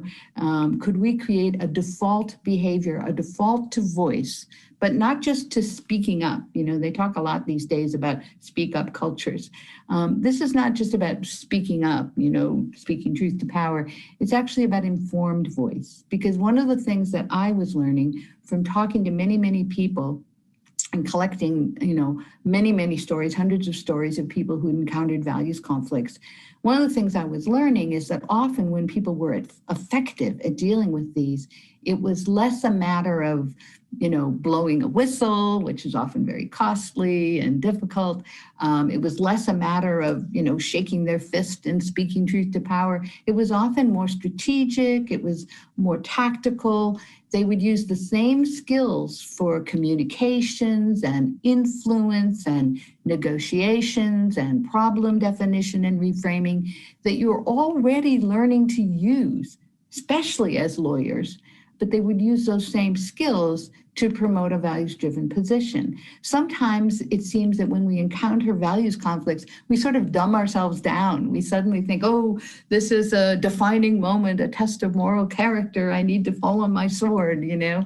And actually what I was finding is the people who were most effective at this were actually being able to tap into those skills that they already had. But the idea was, can we rehearse this? Can we create a kind of, as I said, a moral muscle memory, a default to informed voice? So that was kind of the idea behind giving voice to values. So then I thought, well, what do we do when we try and teach about ethics, whether it's in a business school or a law school or a medical school or the US military where we've worked, or many of the many corporations we've worked. And then I was a little discouraged because we tended to approach these issues by you know, sharing the relevant laws and regulations and company codes of conduct, et cetera. In your case, the standards of you know, professional ethics for the legal profession. And then we would give people scenarios and we'd say, you know, what should you do? And you would analyze it to figure out, is the behavior I want to do over the line or not? So we decided that's really not what we want to do, because we were learning again from the research in psychology is that when people encounter values conflict, what they often do, they don't do that. They don't sit down and make their pro and con list. They don't sit down and think about what would Aristotle say or what would the code of legal ethics say. They tend to react emotionally, automatically, even sometimes unconsciously in the moment, based on what feels feasible. And then we rationalize after the fact, you know, post hoc, why it was the right thing to do, or maybe even why it was the only thing to do. And this is natural. It's not intentional. It's because of this automatic sort of desire not to live in that place of cognitive dissonance where you know something's wrong and you do it anyway. So it's a sort of self-protective measure that we engage in. And so if we simply teach people to do this sort of analysis, that black box I was talking about earlier, you're not actually superseding that automatic reaction. So what I thought is what we really need is to develop a technology, a pedagogical technology, a teaching method that will enable us to literally rewire that automatic connection. And so what I wanted to do was to give people the opportunity to rehearse, to practice, to prescript, to develop that habit, that moral muscle memory, in a kind of safe space, you know, in this sort of safe space laboratory. So we created what we call the Giving Voice to Values Thought Experiment. So instead of giving you a scenario and saying, you know, what should you do? We'll give you a scenario where the protagonist has already decided what he or she thinks the right thing to do is. And the question is, how could they get it done effectively? So we're actually engaging you in that process, that muscle process of creating scripts and action plans and rehearsing them, practicing them, creating that habit, and engaging in peer coaching to advise each other and to try and improve and enhance your scripts and action plans. So it's a process, an iterative process of literally rewiring that kind of automatic connection. And we know from the research on creativity and innovation that people tend to be more creative and innovative when they feel like they have that safe space, that laboratory to engage in that kind of problem solving and that kind of rehearsal. So, you know, that was the idea behind giving voice to values. It's pretty simple, actually. It's just a reframe. The interesting thing is that when we started creating teaching materials, hundreds of cases, all based on real situations, and exercises and readings and books and online modules and a MOOC and, you know, all these materials and making them available, the pickup has been much more extensive and much more rapid than we could have anticipated. It's literally now been used on all 7 continents, including the Antarctic. It's been translated into different languages. It's been used, obviously, in business schools. But there are applications in a legal context, in an engineering context, healthcare context. As I mentioned, we've worked with the U.S. military, many major corporations.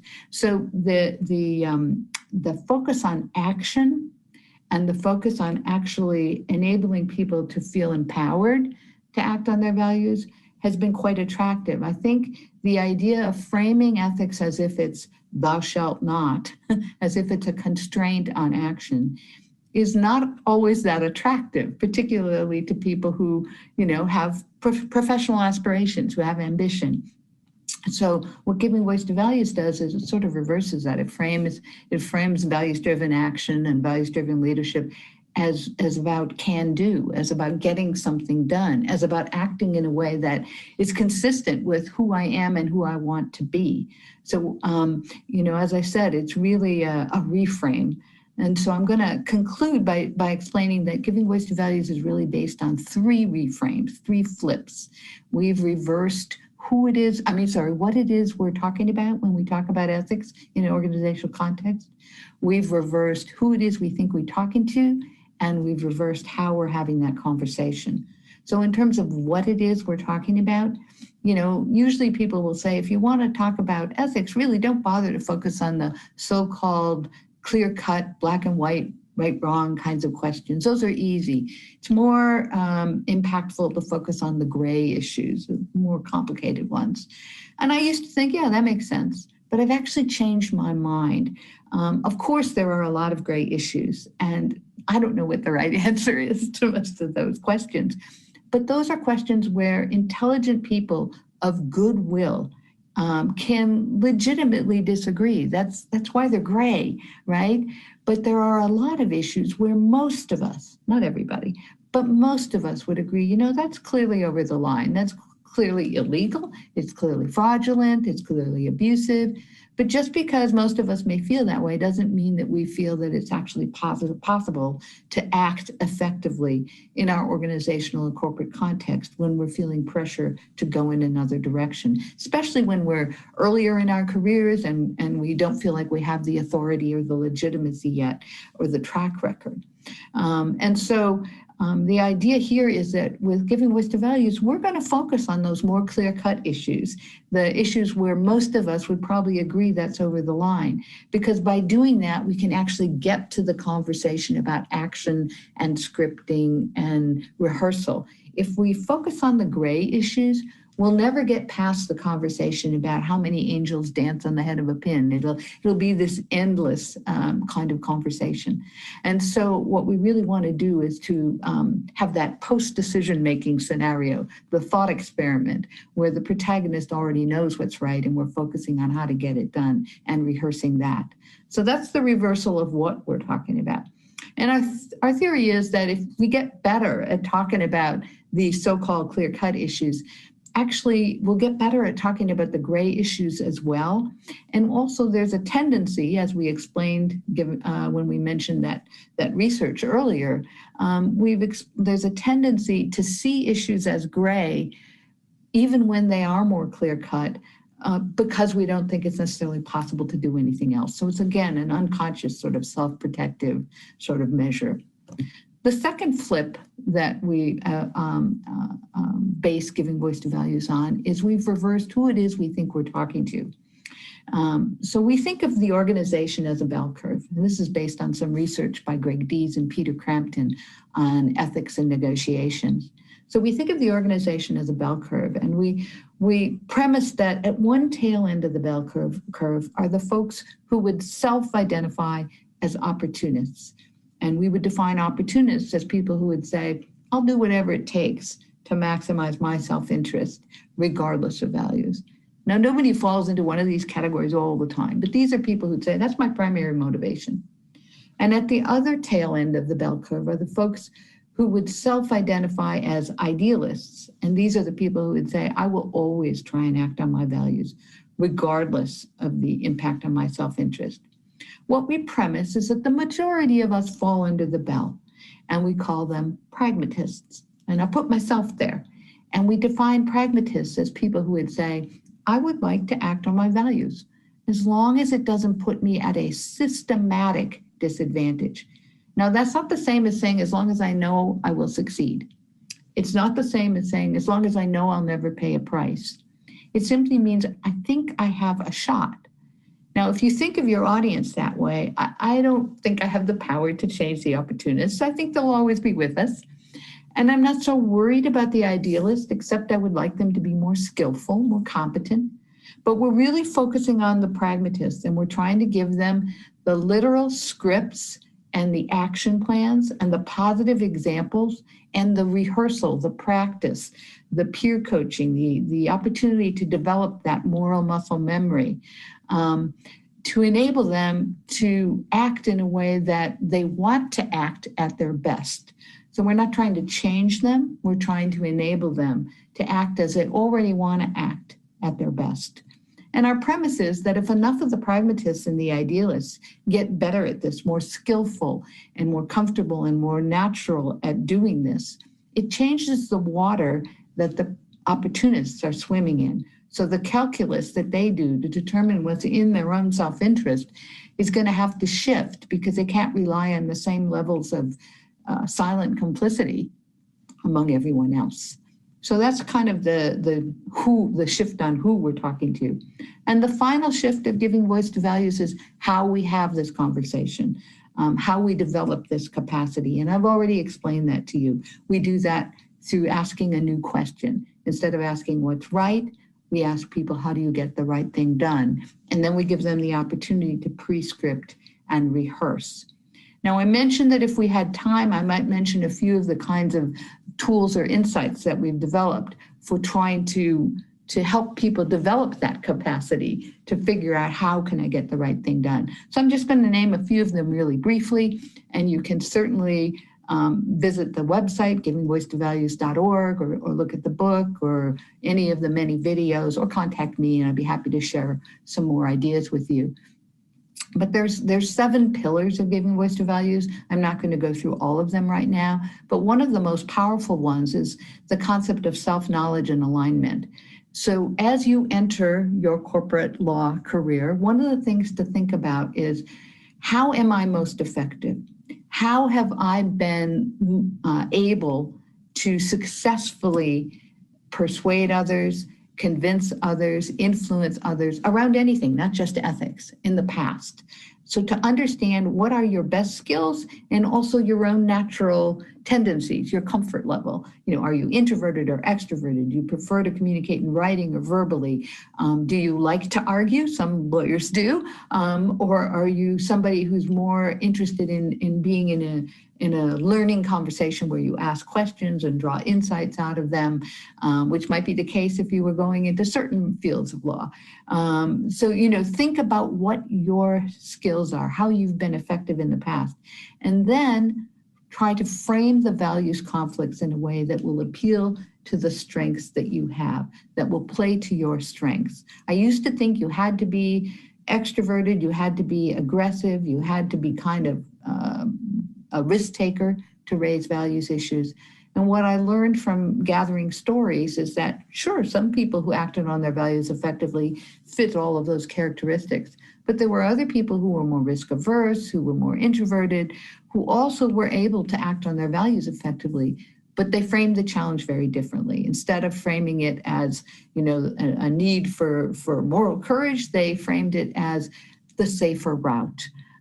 Instead of trying to communicate by a debate or you know, an intense conversation with someone, they did a written memo where they laid out all the data and made a very serious argument. Or maybe they talked to someone who would talk to someone who had the ear of the decision maker. Maybe they built a set of allies, a kind of coalition. So in other words, the understanding what your strengths are and then framing the values challenge in a way that will play to your strengths, right?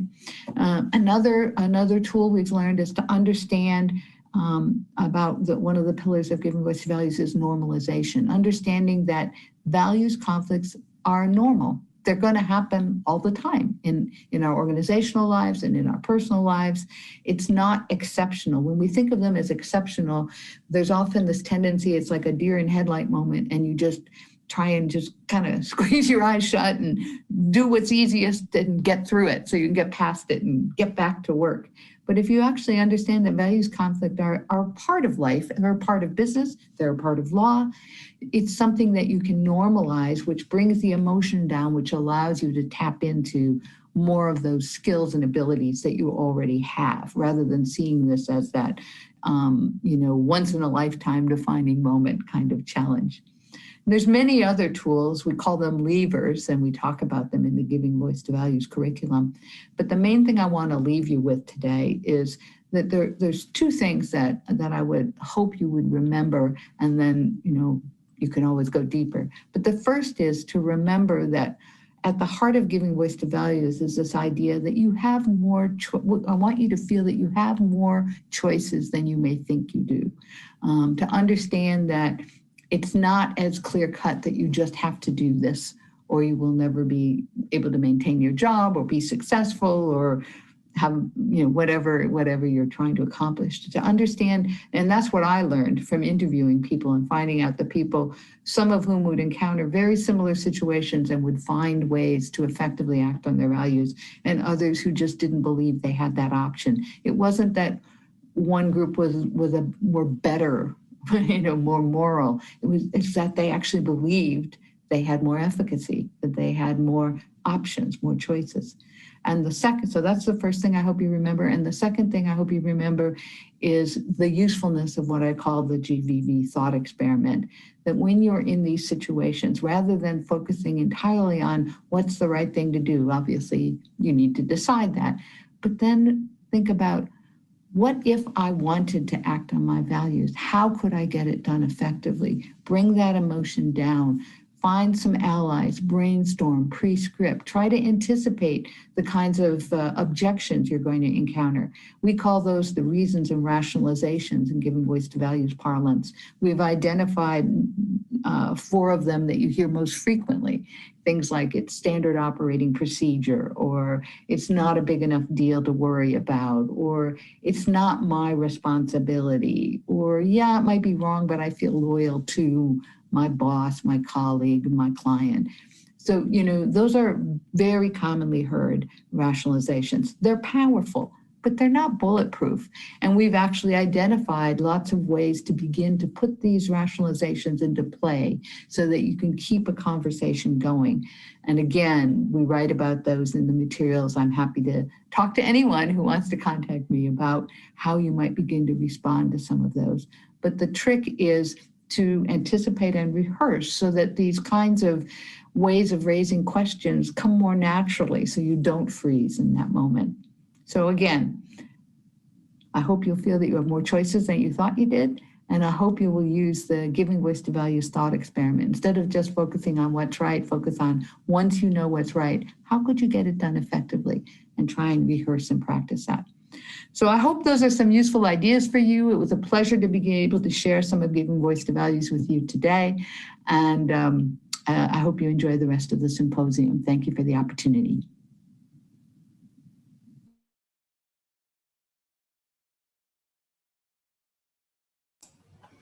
Excellent. What wonderful words from Dr. Gentilly. All right, so we are going to take a short break and reconvene in 10 minutes at 11:25, just to be sure we have enough time for our next panel. So I will see everybody back here at 11:25.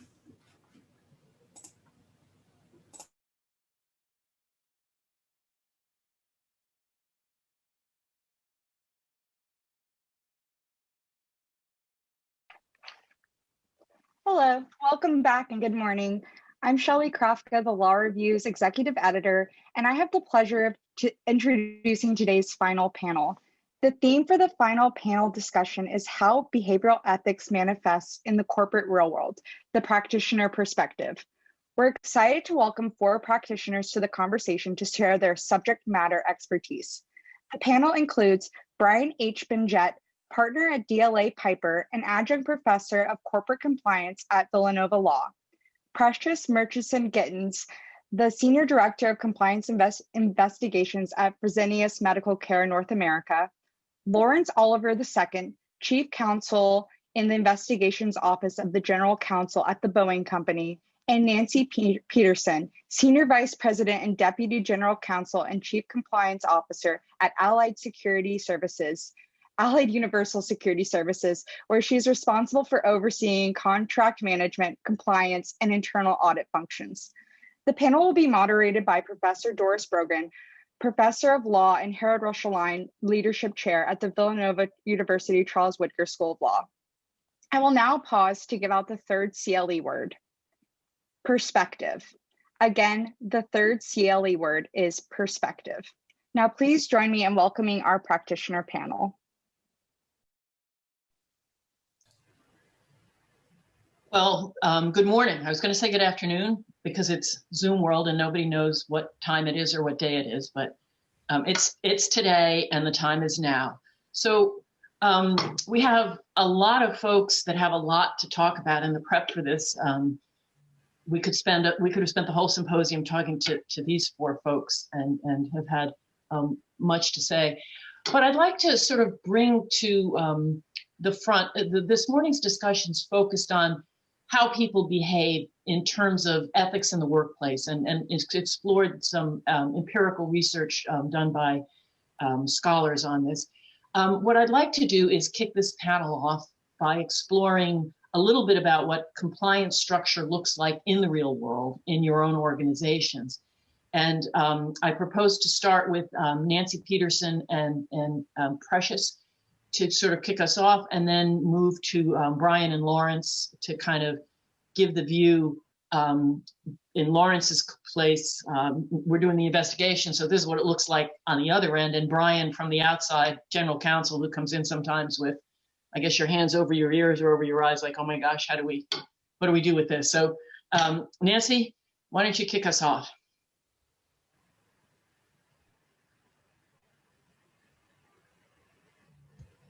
Hi, everybody. Nancy Peterson. Thanks for the technology help there. I work at Allied Universal.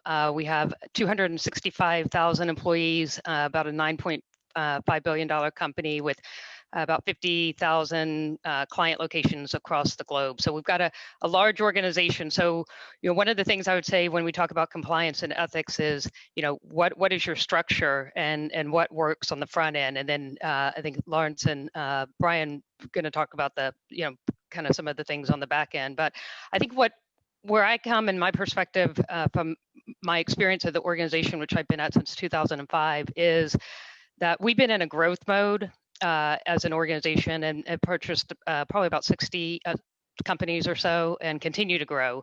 And so one of the things I think about in terms of the structure is making sure that when we are bringing new organizations on, new leaders on, new lines of business through those acquisitions, that compliance and ethics and value-based behavior and decisions are part of the front end of those discussions, right as people are coming in the door. So again, there's lots of other components to how we set up our compliance program, but that is one of the key areas, because that's your opportunity to help level set those folks, those organizations into the way that we do business at Allied Universal.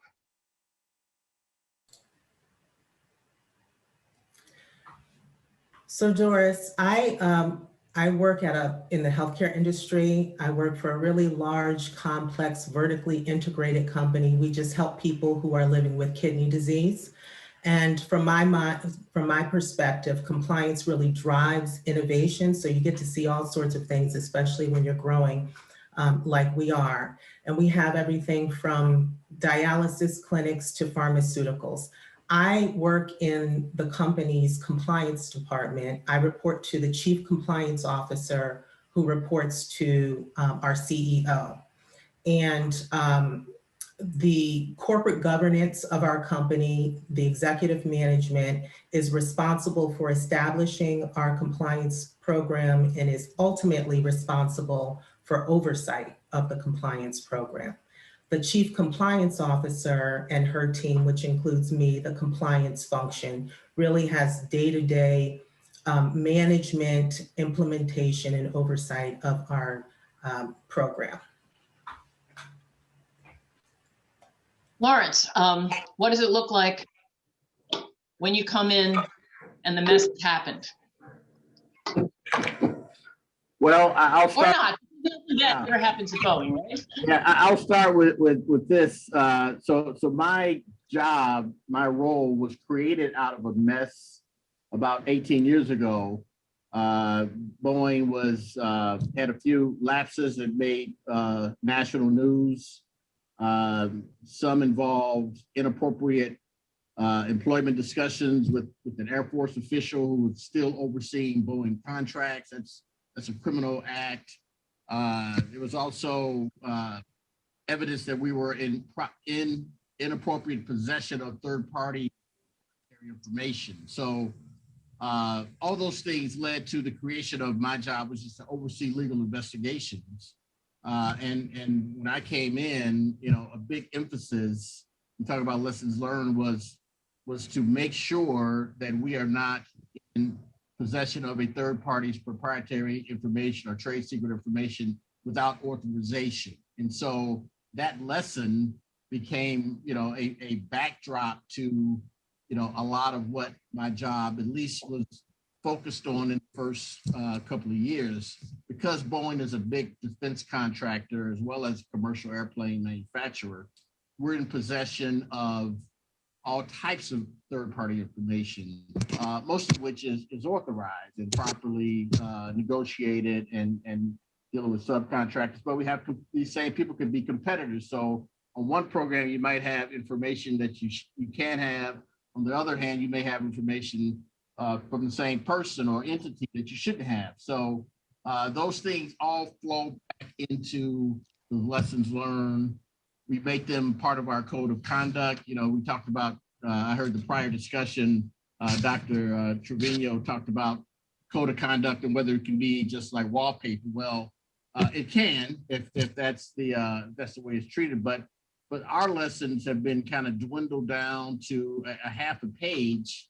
It's a half a page of the entire code of conduct that everybody needs to adhere to, and it talks a lot about not misusing third-party company information, operating with business integrity and all your relationships with customers, suppliers, other employees, and it's really kind of like the black and white that Ms. Gentilly was just talking about, focusing on, what's clear, what you can really affect easily, as opposed to the nuanced gray areas and trying to get lost in the weeds where you might have differences of interpretation.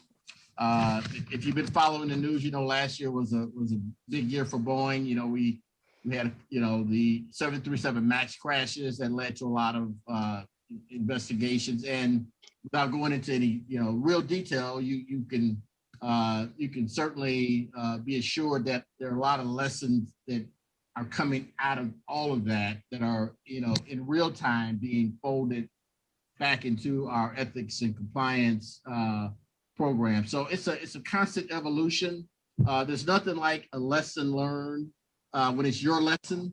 It's more sobering than if it's your neighbor's lesson, your competitor's lesson. When it's your lesson, it's real, right? It's like, okay, we don't have to, this is not a hypothetical. This happened. We're in the suit. How do we stay out of it? And so those moments, as awkward and as uncomfortable they are the best. Those are the best opportunities to actually get folks' attention and try to affect change internally throughout the organization. So Brian, coming in, what does it look like from sort of the wide lens? Yeah, so kind of thinking about this from two perspectives. One, having obviously been at the firm now for almost 10 years and coming in whether it's investigations or after issues is there, and then being in-house for about 17 years prior to that, including at WorldCom, where we had a couple of issues in the first corporate monitor, so seeing it from a couple perspectives. But normally when a problem has arisen, Lawrence has actually gone in and started the investigation or is in the process of that. One of the first things that we're starting to see and what you're trying to do is look at remediation efforts and figure out where the failures are, so that as you go back and try to resolve whatever the issues are, whether it's with a government agency or otherwise, you can establish that you've understood what the failures were in the first place, or whether the person was a lone wolf, which you kind of hope they are, and where you're going to go from there. And I would say I think there are 3 points where we tend to see a commonality when we come back into compliance programs. In most cases, people have tried to do something. They've written some policies. There's been some effort to put in a compliance program. It's a pretty rare case where it's truly the Wild West and no one's done anything. But the issues where you tend to see the first pieces of where you're going to remediate is first just lack of investment and prioritization. I think as Lauren said, you learn from your mistakes. If you have entities that don't have mistakes, you tend to it's very hard to get that initial investment and that prioritization for the compliance program because you don't have that shock therapy yet in some things. So that tends to be one of the first things you tend to see when we look at remediations. The second one is tone at the top, tone at the middle, however you want to call it these days, and culture. Many times it's counter to the compliance program, and that tends to be a causal effect. And then the third is, it's kind of trite at this point, but the paper versus real, which the DOJ emphasizes, and I would kind of drill down on that and say, really where this comes into is that it's a program that's not adapted to the company's risks. So it's just out there and it's not meaningful to employees. Or two, it's not really owned by the business. It's a program that's being implemented by legal and compliance and really has not been adopted or owned by the business. Just 9 times out of 10, when we see an issue and we're starting the remediation, almost invariably, the first thing that we focus on is training and communications. We go out there, you get to the employees, you get to the people, you communicate with them, you make sure that there's a common understanding of the expectations and what the company is there. It also provides that feedback loop, because once you start to do that, you hear back from your employees on what are other issues and what are their concerns. So that 9 times out of 10, when we're remediating in that place, that's where we're going. Ultimately, and I'm going to quote my former boss, Stacia Kelly, who was the general counsel at MCI, the general counsel at AIG, and then ultimately the co-managing partner at DLA. Her favorite quote is, "You never let a good crisis go to waste." And when you talk about remediation, that's really the place here. You use that crisis to then elevate and make sure that you get where you need to be to prevent the future issues. So I'm going to pull a couple of pieces together that I've heard all 4 of you speak about, and also tie it to this morning. So structure seems to matter. And Precious, I heard you say that your compliance officer reports directly to the CEO or the CFO, but reports directly up. And Lawrence, you talked about a big issue we all faced, both when you came in the door and then this last year. Nancy, you're talking about bringing in so many different people. One of the things that came up this morning in talking about how people behave and the idea that Lawrence mentioned of, well, if you have a code of conduct, it can be just wallpaper or it can mean something. So the structural piece of how you respond to a problem. One of the scholars this morning said, Wells Fargo, which is the poster child, right, for trying to figure out efforts to fix it and not fix it and ongoing scandals. Wells Fargo fired more than 5,000 people as a result of the first round of scandals. But wrongdoing continued. And one of the things that one of the scholars said this morning was sometimes firing is not the way to go. Sometimes discipline, and she said, let's not call punishment because that sounds too punitive, but discipline and action within the entity that then people can see that there are consequences. So, and this kind of goes to Brian's quoting of Stacia, who's certainly a lot of our heroes, she's just a hero, but, never let a good crisis go to waste. So how can you use sort of the structural piece to really make a difference, whether that's where you put compliance, whether compliance is top down, and all of you kind of talked about that. Is it something that do the right thing, but do what I say and not what I do? So how does the structural piece come into advancing compliance? And Nancy, obviously big challenge when you're merging structures. Yes, thank you. I agree. So there's several things you can do. First of all, I always say, go where the employees are, right? I mean, don't create, this, like people said, the paper program, the thing that sits on the shelf and the shrink wrap, i.e. Enron, right? So, go where the employees are. And sometimes that can be a little tricky as a compliance officer. We use a program called DOMO, which is basically, a business intelligence, gathering tool.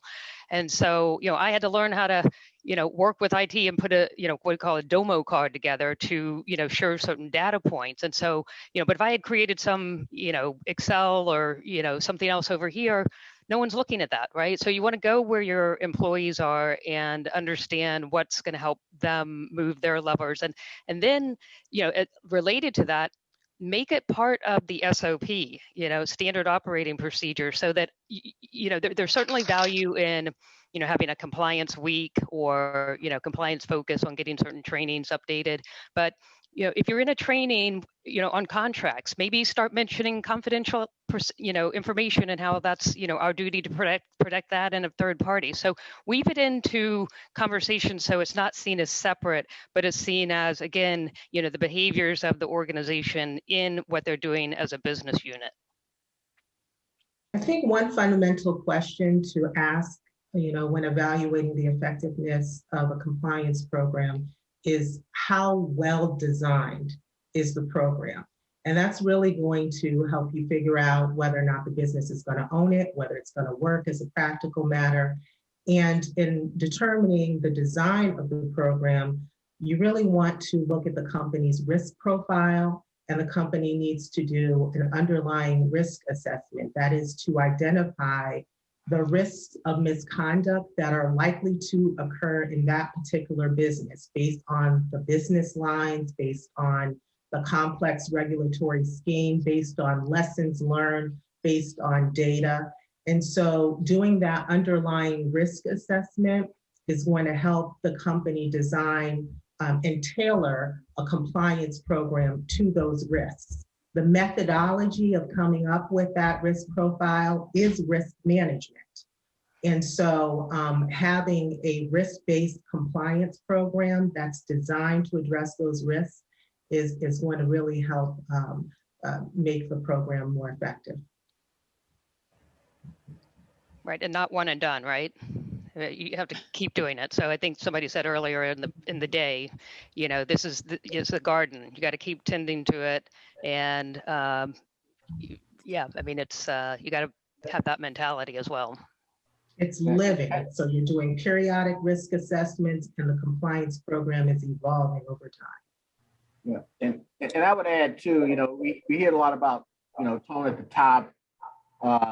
It certainly has to be at the top, but more than that, I think it's from the bottom as well. And I appreciate Linda Trevino mentioning our commitment at Boeing. So we're not just a one piece of paper code of conduct. I mean, we use real world examples, things that happen at Boeing. We put those in these ethics moments, and everybody gets to see them. But I think the point is that employees, particularly at the lower levels, they have to be persuaded that we mean what we say, right? And it can't be double, triple standard depending on who's in the spotlight or the hot seat, right?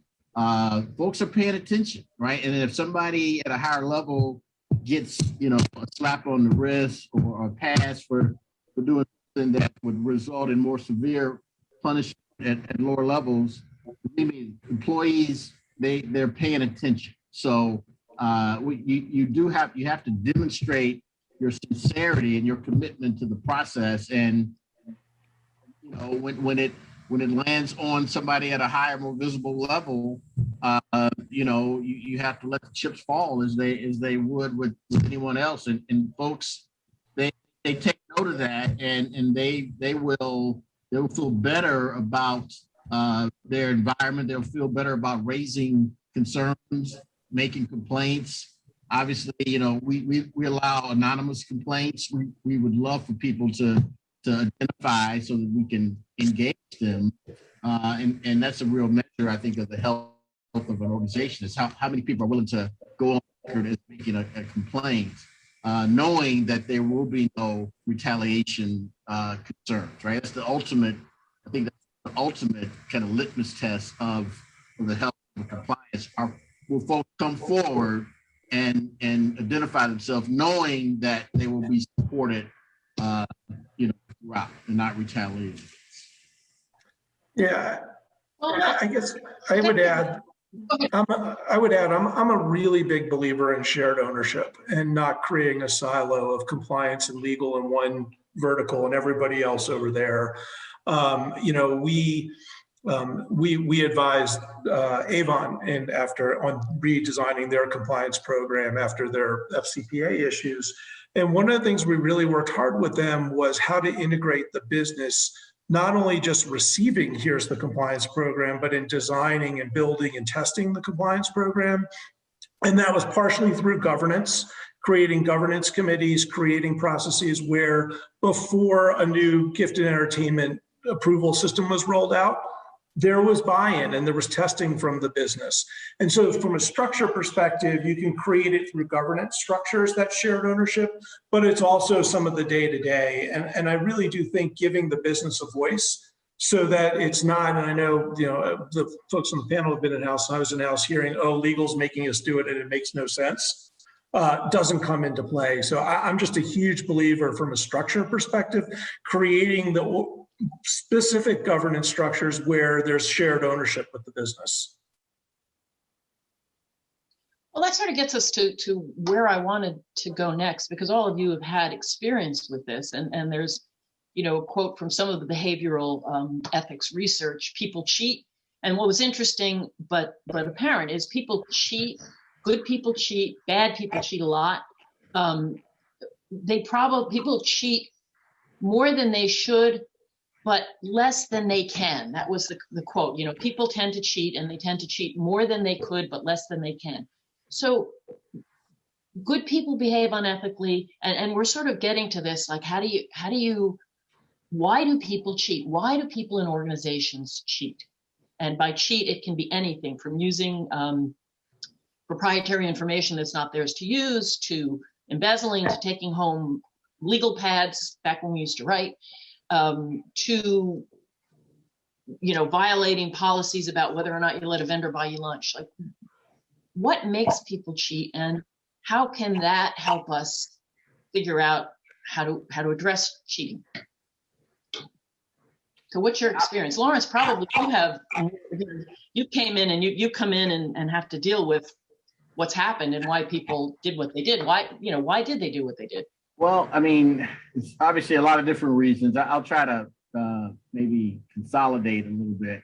Obviously, there has to be an opportunity to cheat, and usually a belief that you won't get caught, right? Which goes to compliance programs, right? Because if they're well designed, as Precious said, they should be able to prevent and detect wrongdoing. So, the more people think that they can get away with something and they have the opportunity, then you have a fertile environment for wrongdoing. But let's not kid ourselves. Certain wrongdoing that people engage in, you could have the best ethics compliance program ever designed, and you will not deter those folks from engaging in that conduct. So these programs aren't for those people, right? They're not for people who are bent on doing wrongdoing, and particularly wrongdoing where they are the sole beneficiary. So like a kickback or lavish business courtesy that they receive for arranging a contract with the company, right? I'm benefiting, I get to go to the Super Bowl free, right? That's over the top. So, so folks that are really motivated by that, you might not be able to reach them. But then you have others where the motivation is not for them, but it's for the company. So, in other words, so let's take the business courtesy example and flip it and say, okay, not me getting a business courtesy, but what can I extend to this customer to keep them happy and there for us. And so I'm doing this really for the company's benefit, not mine. But I want to go as far as I can go to make sure this customer is happy. So we have at Boeing we have several levels of review that you have to go through before you extend a courtesy over a certain dollar amount, right? It's like you got to get all these approvals. Well, if people are trying to get around that approval, then that's an issue, right? In order to do something to help the company. So I do think that a well-designed and well-developed ethics and compliance program can reach that individual, right? They're motivated not by self-interest, but they're motivated to cut the corners or maybe do things to help the company. And I do think, when you see that, you can usually reach those people, right? Because, they just need to understand the risk that they are creating, when you engage in that kind of how you are opening up risk for the company and yourself, your future employment. So, I think the goal is to reach those that are reachable and make it real to them. But again, knowing that those who are like just bent on doing things for a lot of different reasons, usually for their self gain, that we're not here for them. When we identify them, we got to get rid of them. Yeah, I think that's right. I think we're talking about those people that are in the middle, and we're trying to provide the garden, right? The place where we help create the ability, the capacity, the incentive to make the right choice. Yeah, Lawrence, on your example in terms of the gift giving is an interesting one. You can also turn it, and I always try to remind people, you're going to put your customer contact in a bad position, right? And yes. Then that totally changes, because wait a minute, I don't want to, because I say companies like Boeing, they have these compliance programs. So this is not only our rule, but to the extent you do this, you could, damage that relationship, get that person in trouble. Then you're going to have to make a whole new customer contact and build that relationship back up again, hopefully, right? If that's even an option. So, yeah. So true, Nancy. One of the things is, we're dealing with human behavior, right? Compliance programs don't have to be perfect. and you're never going to get rid of all misconduct. You need to have an effective program. You need to reach who you can and deal with misconduct when you find it. One of the things that always sticks out to me is that different people are motivated and driven for different reasons and by different things. So sometimes you see good people will do bad things. Sometimes bad people will do good things, And one of the things that I've seen over time and again, is that when people are motivated by ego, right, their own sense of importance, their own sense of self-esteem, a lot of those kinds of people, and in that situation, it's hard for them to deal with the prospect of failure or not being successful. And fear of failure or not being successful, particularly for people who are ego-driven and have been successful for so long and are not used to failing and don't know how to fail fast, can really make you do things that you wouldn't think you would do. Yeah. So, and I think you go ahead, Doris. Go ahead, Brian. No. I think that's right. I mean, building off what Precious says, I mean, ego, when you think about motivations, I also kind of divide it a little bit between leaders and workforce when you think about it.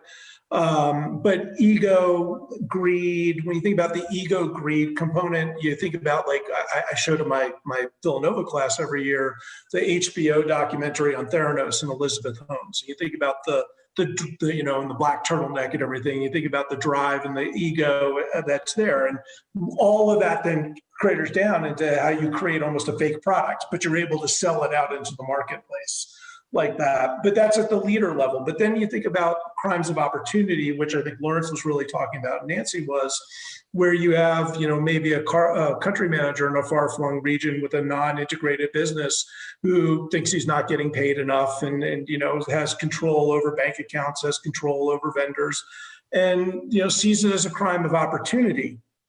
But then I think if you think about, like, a workforce perspective, I think about, like, we talked about Wells Fargo, and I think about some of the GM issues where you have this sort of what I'll call a wink and a nod, where you say the leadership is putting what people perceive to be unreasonable expectations, either on performance metrics or on compensation metrics.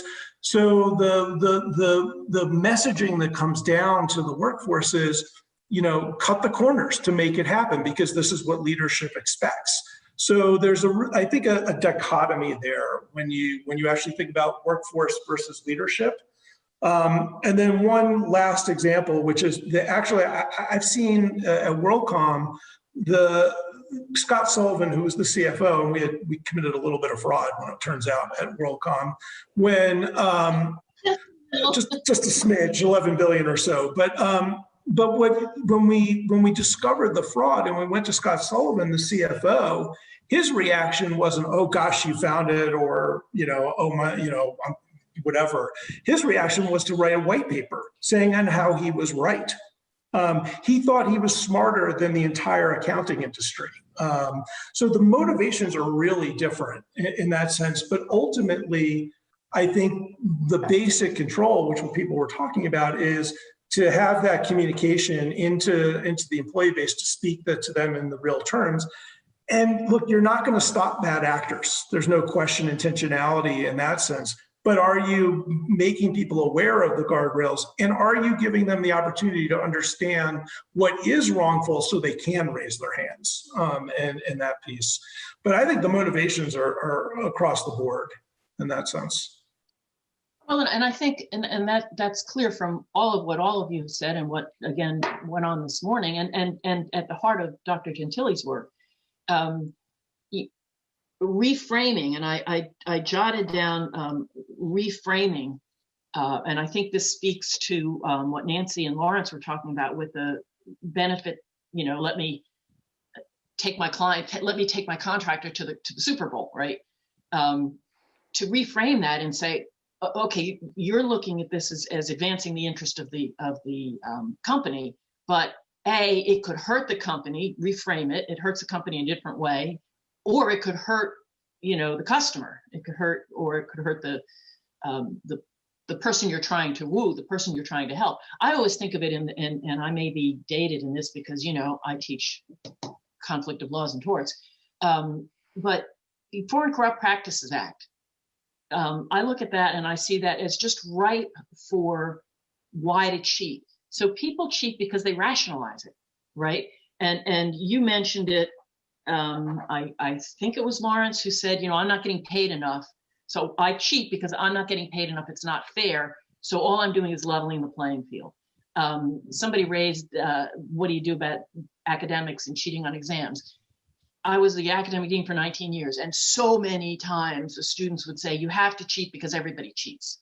And the answer is actually, our students don't cheat. They're really very honorable. It's occasional. But there's this notion of rationalizing, and I guess to go back to what you all are saying is making it clear that, yes, we want to make a lot of money and we want to operate in this foreign country, but if we have to pay officials off to get our stuff unloaded from the ships, well, we're not going to do that because it's just the ultimate harm is greater. And making the structure, making it clear from the top down and from the sides out that this is a greater good, and how you empower. You're right, the person who's going to cheat is going to lie, cheat, and steal, and he's going to probably be pretty good at it. But you're trying to reach those people in the middle, the people that are making the decision to go one way or another. And I think that's what I hear all of you saying, that your structure needs to empower them to ensure, and as I read the Wells Fargo report, it's what, and Brian, I think you talked about it, and I think Precious and Lawrence and Nancy, you alluded to it, that you say one thing, oh, we want to be ethical, truth matters, except we then put these unrealistic performance goals in place. And we reward people who are cheating, even when we know the numbers don't add up. So it seems the structure and addressing why people make the choices they make, the people in the middle, like not the bad guys, the people in the middle. So you do have to be careful on how you incentivize people, which I think is what you're talking about with the Wells Fargo, because I mean that's where, you know, there's the behavioral component, but then there's also the structure component. So which is separate, if you think about it, from, you know, your compliance steps that you want to take, because if you have things shooting off in one direction because in some way the compensation or the commission structure was set up in a way, and even perhaps even unintended, you know, that starts creating a behavior, you need to be there to say, wait a minute, this is what's quote unquote causing it. If you're lucky, that hopefully that's what you'll do, because you're, again, back to Precious' point, we're constantly reassessing and looking at the risk, right? Again, it just keeps going around and around. You're never done at this job. Trust me. You wake up every day and try to think like, what is it that we can make better, right? Well, it gets to what you said too, Nancy, about being with the employees. You need to, the only way you're going to know what's going on is at that level. I do want to, because I think that, you know, talking about what we should do and how we should do it and what we've seen, I want to turn a little bit to the challenges of the future. And we talked a little bit about this in our prep session.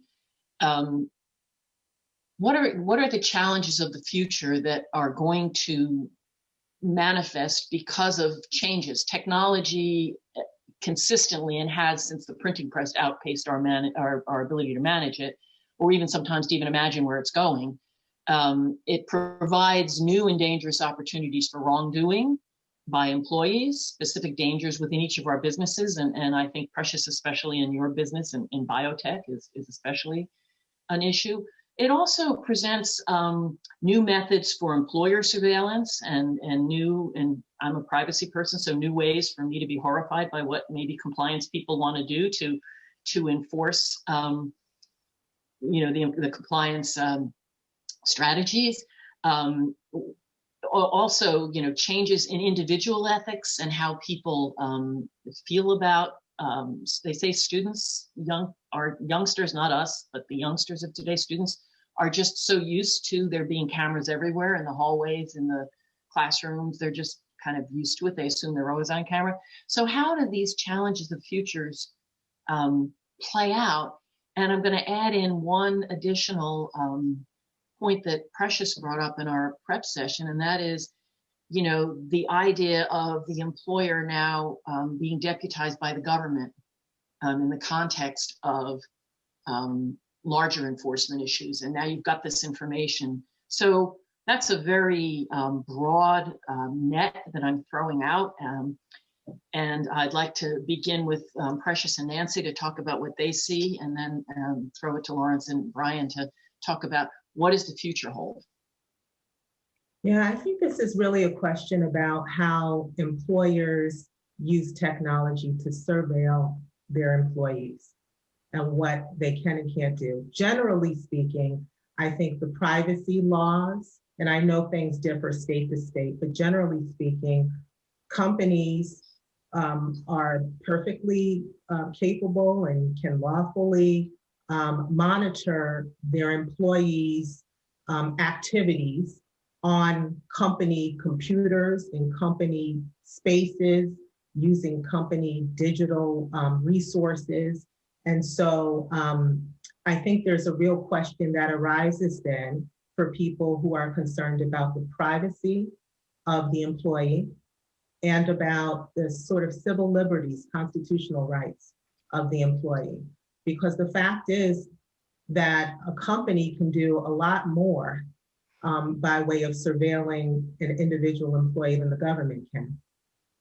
And all I mean by that is that a company can search its computers that the employee is using. And some of these lines are blurred now, right? Because people are working remotely. And when you're working remotely and you're working at home, that means the employee's using a lot of times the company computers during, you know, the evenings and on the weekends and at, you know, for all sorts of different issues. And so there are new questions that arise in that context. And so where the employer is able to look at, you know, even just the keylogger software technology, I know people are talking about now, where the employer can record the actual keystrokes that the, you know, on the keyboard, and a message will go to the manager saying what the employee is looking at. Or a company can require an employee to answer questions and, you know, or else face discharge for failure to cooperate in the company's internal investigation. These are things that if the federal government were doing it, they might need a search warrant. They might need to, you know, Mirandize the employee that they want to question. And so I think this issue arises because I think individuals are looking more closely and saying, is the government really effectively outsourcing some of its criminal investigations to companies, when they say to companies, all right, the information that you already obtained from your employees, we want you to go ahead and send it to us, and we use it, you know, the way that we want to. So I think these privacy and civil liberties issues are rising right now, and people are looking very closely at them. And just to tie it to what we've been talking about in terms of compliance and making compliance effective, you know, all morning and certainly in the first part of this conversation, we've been talking about making everybody part of compliance, and not there's legal, and then there's us, and they're telling us what to do, and there's it's like this. If the perception is that compliance is now deputized by the government, then instead of there being a collaborative approach to everybody trying to do the right thing, it feels as though what you're describing, Precious, is the potential for just more alienation. And my experience is once you have that alienation, people then look for ways to get around rather than ways to advance. You're looking for ways to get around. So I do think you raised some serious concerns. Nancy, in your world. Yeah, so I think from Precious, she's talking about surveillance. One of the things that we look at is that we have 265,000 employees. So we're not necessarily a tech company like a Google or a Facebook, but we're starting to use a lot more technology. We're starting to use some AI products. And so what I've been doing for that is, you know, you've got to get in there, right? You got to be part of the business. You can't wait for it to, you know, so someone to knock on your door and say, you know, oh, by the way, how does this fit into the compliance program? You need to be there so that as it gets built and rolled out, and discuss, that people are talking about those issues as part of that development. And even if it's something new, you might not know the, the entire framework for it. So in other words, it's somewhat of a less mature, developed part of your compliance program. You still got to put something in place. And then, as again, I think we all keep saying the same thing, circle back, right? Because as things happen, as other industries, start to experience issues and like, bio, tech and all of that, that you're circling back and making sure you're continuing to try to update your programs as well. And again, I wouldn't look at the technology as something that's going to change compliance. I think that the compliance goes on top of the technology, because at the end of the day, it's the people who are making these products and the decisions and programming the items. So it's still the people component. It's just a mechanism in which, something's going to come out.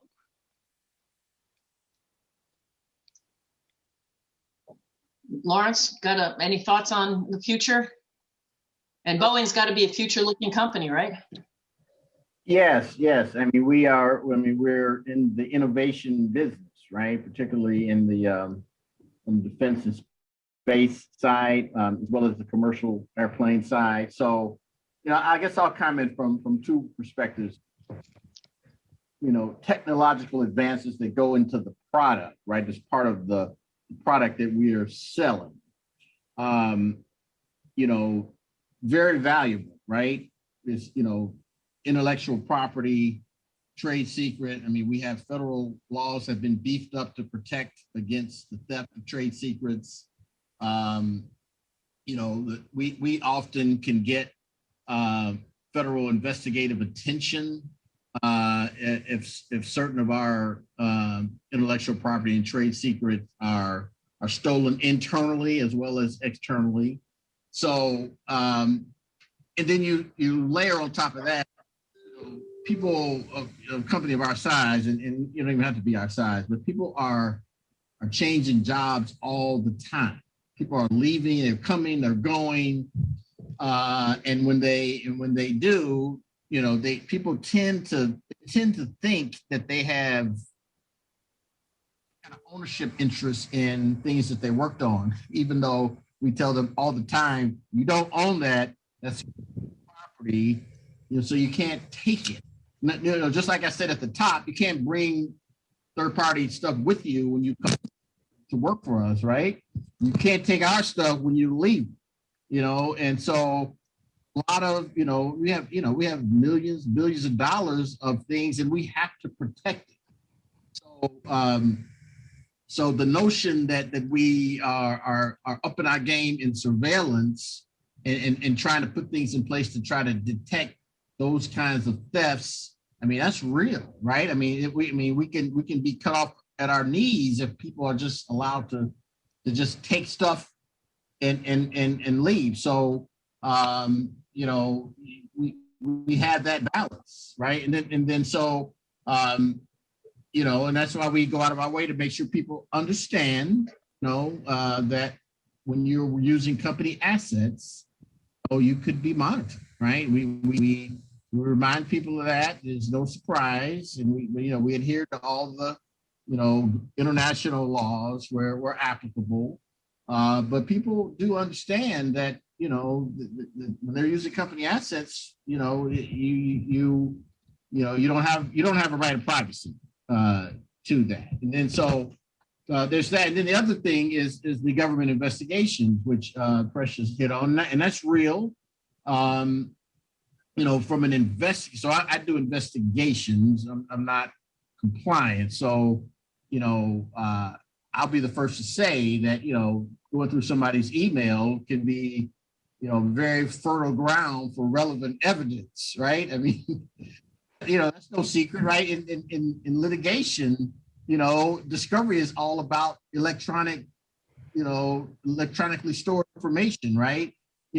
People, even knowing that you are looking over their backs and they don't have privacy, people still can be extremely candid in emails and instant messages, right? Even though every day they read about stupid things being written, we certainly have seen it on our end, people still can't help themselves, so emails will continue to be the primary source for good evidence. And so, now when it comes to the government, I got to say, I haven't experienced the government trying to cross the line in that respect. Certainly, if they're investigating us and we're cooperating with them, first of all, we get a subpoena. We have a duty to preserve evidence. So we have to get to the folks with the potential evidence and say, okay, don't destroy that. And then we have to go in and image and collect and produce. But that's an ongoing duty, right? It's not just a snapshot. So if the investigation lasts 2 years, folks are continually generating responsive documents, evidence.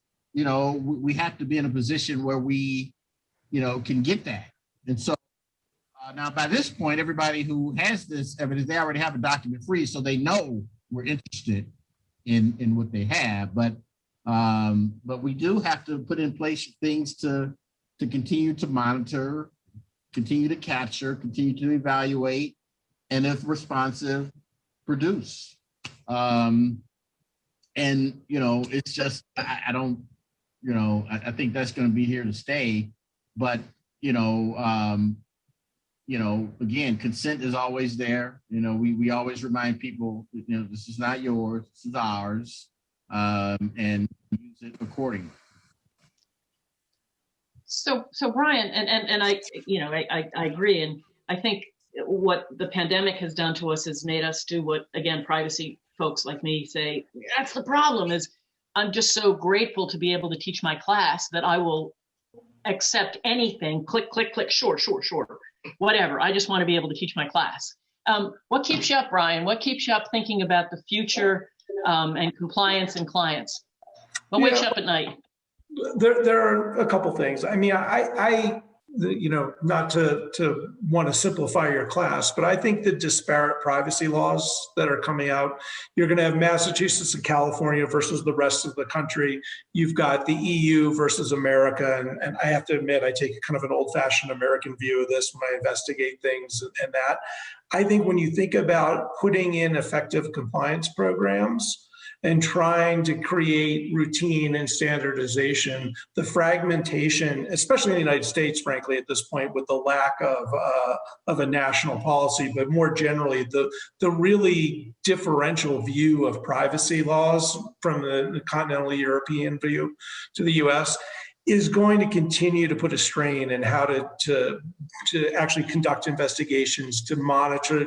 When you think about the elements of a compliance program, to implement that monitoring element that's out there, I think that's going to continue to be a struggle, because the privacy laws, in my view, again, personal view, is that they're very reactive to a specific instance and not well thought out on a general business perspective on how do we actually operate things in a logical way. So that keeps me up. Creative plaintiff lawyers keep me up in this world. And Brian, creative plaintiffs lawyers keep you employed. That's true. Pay for that house. So in both segments, but I do think about sort of what we've seen a lot of is new technology that's well-intentioned, that's there, but that implicates old laws that no one's thought about, fingerprinting laws and things like biometrics and all of that. And I think when you think about this emergence of all these technologies and systems, to actually, from a compliance perspective, whether you're buying them from a vendor and implementing them, or you're selling them and creating them, but trying to understand the implications of these products when they're not maybe in development or in use, and how they impact things that you would never think of. That keeps me up a lot from a compliance program, because it's a real challenge for a chief compliance officer to say, if I'm going to have my employees use the ADP system to clock in where they use their fingerprint as they come in, does that really matter to an Illinois fingerprinting law that was passed in 1933? And so just trying to match technology to antiquated laws, I think, is a real challenge when you think about that. Just to hit on the government piece, just real quick, the DOJ guidance is pretty clear. If you have any kind of investigation from a corporate perspective, and this goes like, you get the Upjohn warnings and things like that, you are incentivized to cooperate with the government. If you're in an FCPA, you're going to read out your privileged interview memos to them, you know, whether it's a waiver or not. That is embedded in the Justice Department culture at this point in time, and it's articulated, frankly, in some of the leniency in the statutes because they want to go after individuals, at least purportedly. So I think when you think about that government piece, it's not only happening, but I think it's codified in the Justice Department guidance that's out there. And so I think that's there. The one thing too on the government side that I think is worth is there's that piece of it, but then there's also the general cooperation. I go back to MCI, and it's been publicly reported that we may or may not have allowed, after the Patriot Act, the federal government to directly tap into the trunks of phone lines, which is certainly an interesting, may or may not, you know, on that piece. But then I kind of think about it today, and you think about Apple on the iPhone, where they won't give the code. And so I think there's an ebb and flow there in that piece, and we'll see that ebb and flow continue. But it's an interesting dynamic where the government, private and public, intersect in that piece of time. Can I close with one opportunity from tech? Because we've kind of talked about all the bad things. I do think from a compliance program perspective, tech and data is a huge opportunity for programs.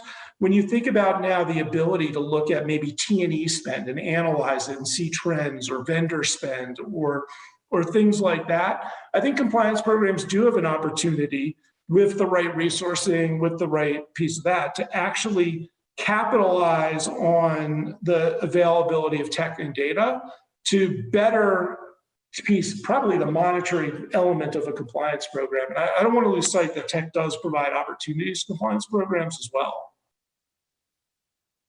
I agree. Taking advantage of the new tools out there is really important, and learning what your company has available to help you do that, I think is really, really important. All right, I'm going to turn this because I think we do have some questions from the audience. So I want to take a few minutes to throw it to Shelby Krafka. What have you got for everyone? Us?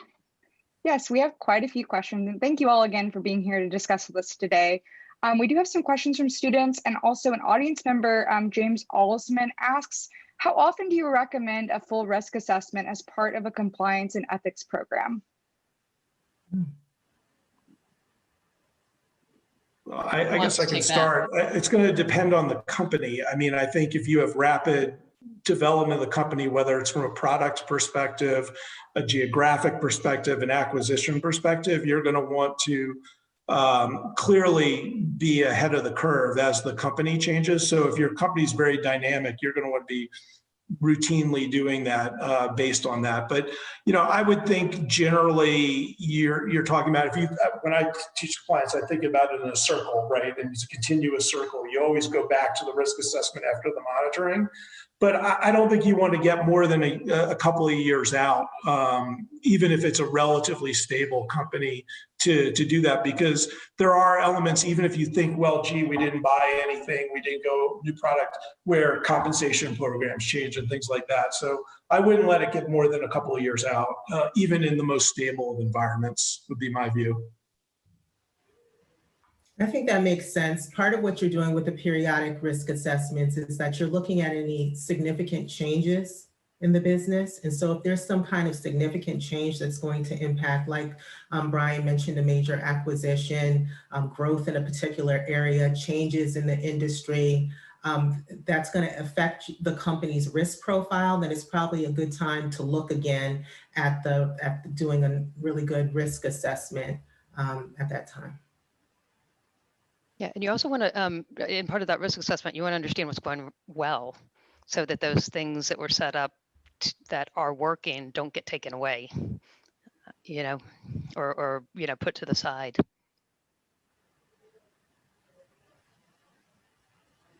Thank you.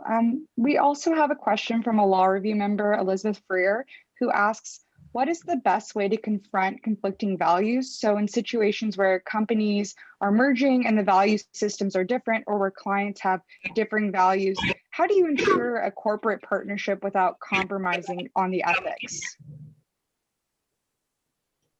That's a great question. Who wants to take it? I mean, I don't know that I have an answer necessarily, but I have lived that. I live that all the time when we acquire companies and we are trying to integrate them into, big Boeing, and it's not easy. And so we've gone back and forth in terms of what we will require and push down in terms of processes and procedures. I think the pendulum has swung from, you always hear, it's not one size doesn't fit all. And that, I think that was more in vogue maybe 10 years ago than now, because the more we get into these relationships and these mergers, the more I think we're realizing that, we got to articulate everything that needs to flow down, and that list keeps growing, and because we find out that the risk can become unmanageable if you don't treat it the same, and so and sometimes that clashes with the culture of the company, right? So it could be a real culture shot to bring in folks and then say, okay, you got to do all these things. It's like, whoa. And so all I can say is it's like, it's like almost like an arranged marriage, right? You hope it gets better, and you just keep working at it. You keep listening to them, and you make adjustments where you can, but you also have to stand by the kind of core things that big risk areas, and that folks can be doing things different than the mothership. That's just and you pick your battles, and then you pick your battles, and then you stand by it. But it's a challenge. And I know we're almost out of time. We have to do our closing remarks, but Nancy, I know you alluded to this, or actually said it right out, with the number of acquisitions that you've had in Allied Universal coming in the door. You have to pay attention to this, yes? Absolutely. And in, one of our core areas is security officer licensing. And, we get in there immediately if we see, that there's a problem sort of, coming over. We immediately call the regulators that we know for that particular jurisdiction. We're upfront, we're transparent. We don't try to, slide it under the rug and hope they, don't see it. Because they'll find it, and so we go in with an action plan, and first day, particularly with these, some of the smaller companies. I mean, like Lauren said, sometimes it's just how they operated, and it is very different when you get onto a larger enterprise and the risk increases. And by now, what we've seen also is the leaders in those particular regions have bought into it because they see what a drag it can be on time, resources to, have something bubble up. And then I'd also say, to the extent you're seeing, behavior or items like that come over soon, to address that quickly too, if you're able to. Great, thank you. Thank you to the panel. You guys were terrific in sharing your experience and your companies and the experience of the places that you've worked. It's been truly informative. I'm going to throw it to my colleague, Josephine, better known as J.S. Nelson, to close out the day's proceedings. Josephine? Thank you. It has been amazing to hear from all of our panelists. We've had great information about the science behind behavioral ethics. We also have had really important information and points from the practitioners about the implementation of the science that we are discovering. And we've had good questions from the chat, a lot of engagement. So that's been really nice to see. And something that's been coming up a lot is how especially the science applies to lawyers and what we can do. And so that was why we had this very important last panel.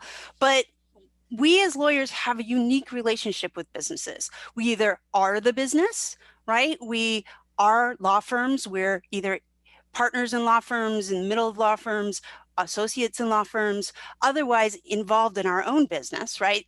And then we're sometimes outside counsel to other businesses to help guide them.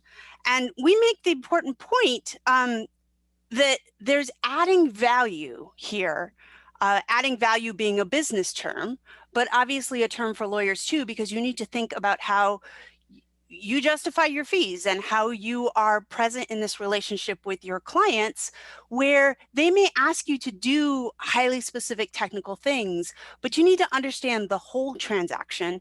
And there's another level here. Lawyers sometimes get a very bad reputation as a profession, and this came through in the comments on the chat. You know, why is it that lawyers seem to be having this problem with their reputation? And I think that some of it is because we need to own the rest of the equation as well. We need to make it ours and understand that we are being consulted not only because we can technically do certain things, but because we start to ask whether that's what should happen. And we can empower our clients by bringing that issue to their attention. And in the ethical sense, they need to be able to consciously decide whether that's who they are as our clients. You know, organizations, especially corporations, they're legal people.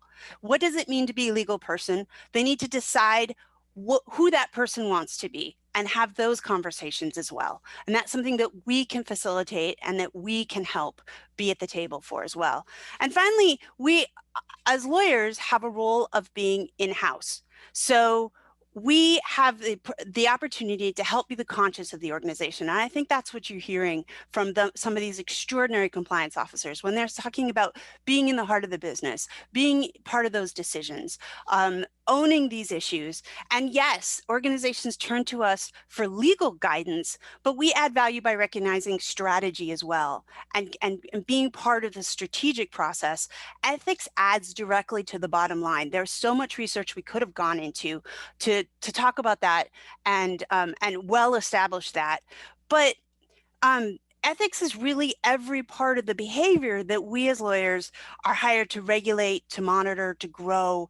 And that's an essential component of the company. That's an asset of the company that we are entrusted with as well.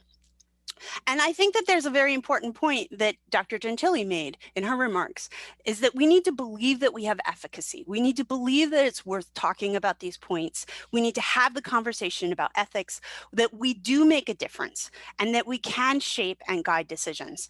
So that is addressing this issue about the legal profession, right? That it's got to be our understanding of ourselves as lawyers and part of the service that we provide to our clients by helping them make those kinds of decisions, face those kinds of decisions, and having the conversation about ethics, not shying away from that discussion, not shying away from those contributions.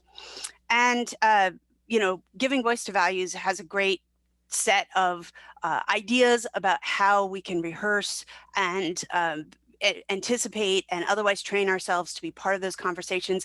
But our legal training gives us that opportunity to do that too. That is a special advantage that we have in our profession that is key to what the training that we go through and who we think of ourselves as being. Finally, I wanted to point to some additional resources that people could turn to because we've gotten so much engagement in the chat on these questions. There's Villanova's own Gerard DiCarlo Center has been working very long and very hard on these issues.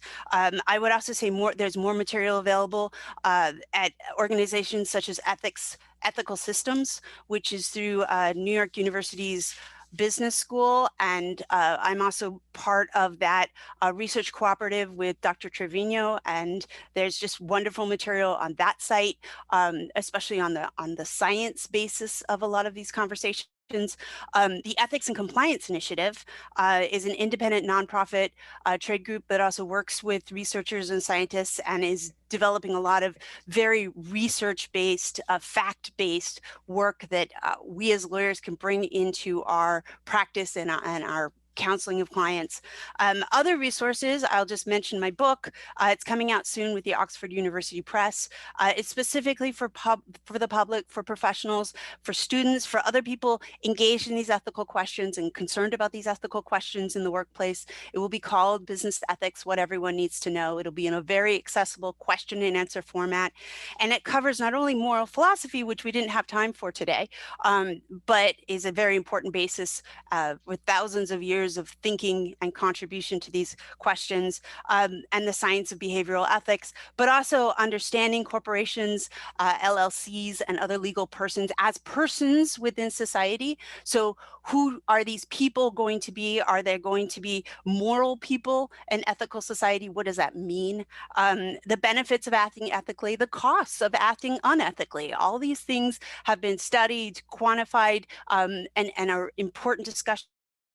Also major traps in modern business, special issues of leadership and ethics in leadership. Ethics in negotiations is an entire whole subject that needs to be talked about because the power differential flips and the conversation flips.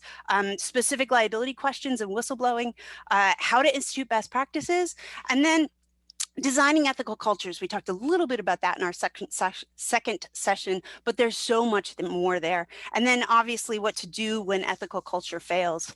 So today was just the tip of an iceberg of the fascinating set of questions, of things to inform ourselves about, and the research is out there, and it's so interesting, and it really does change how we approach so many of these things.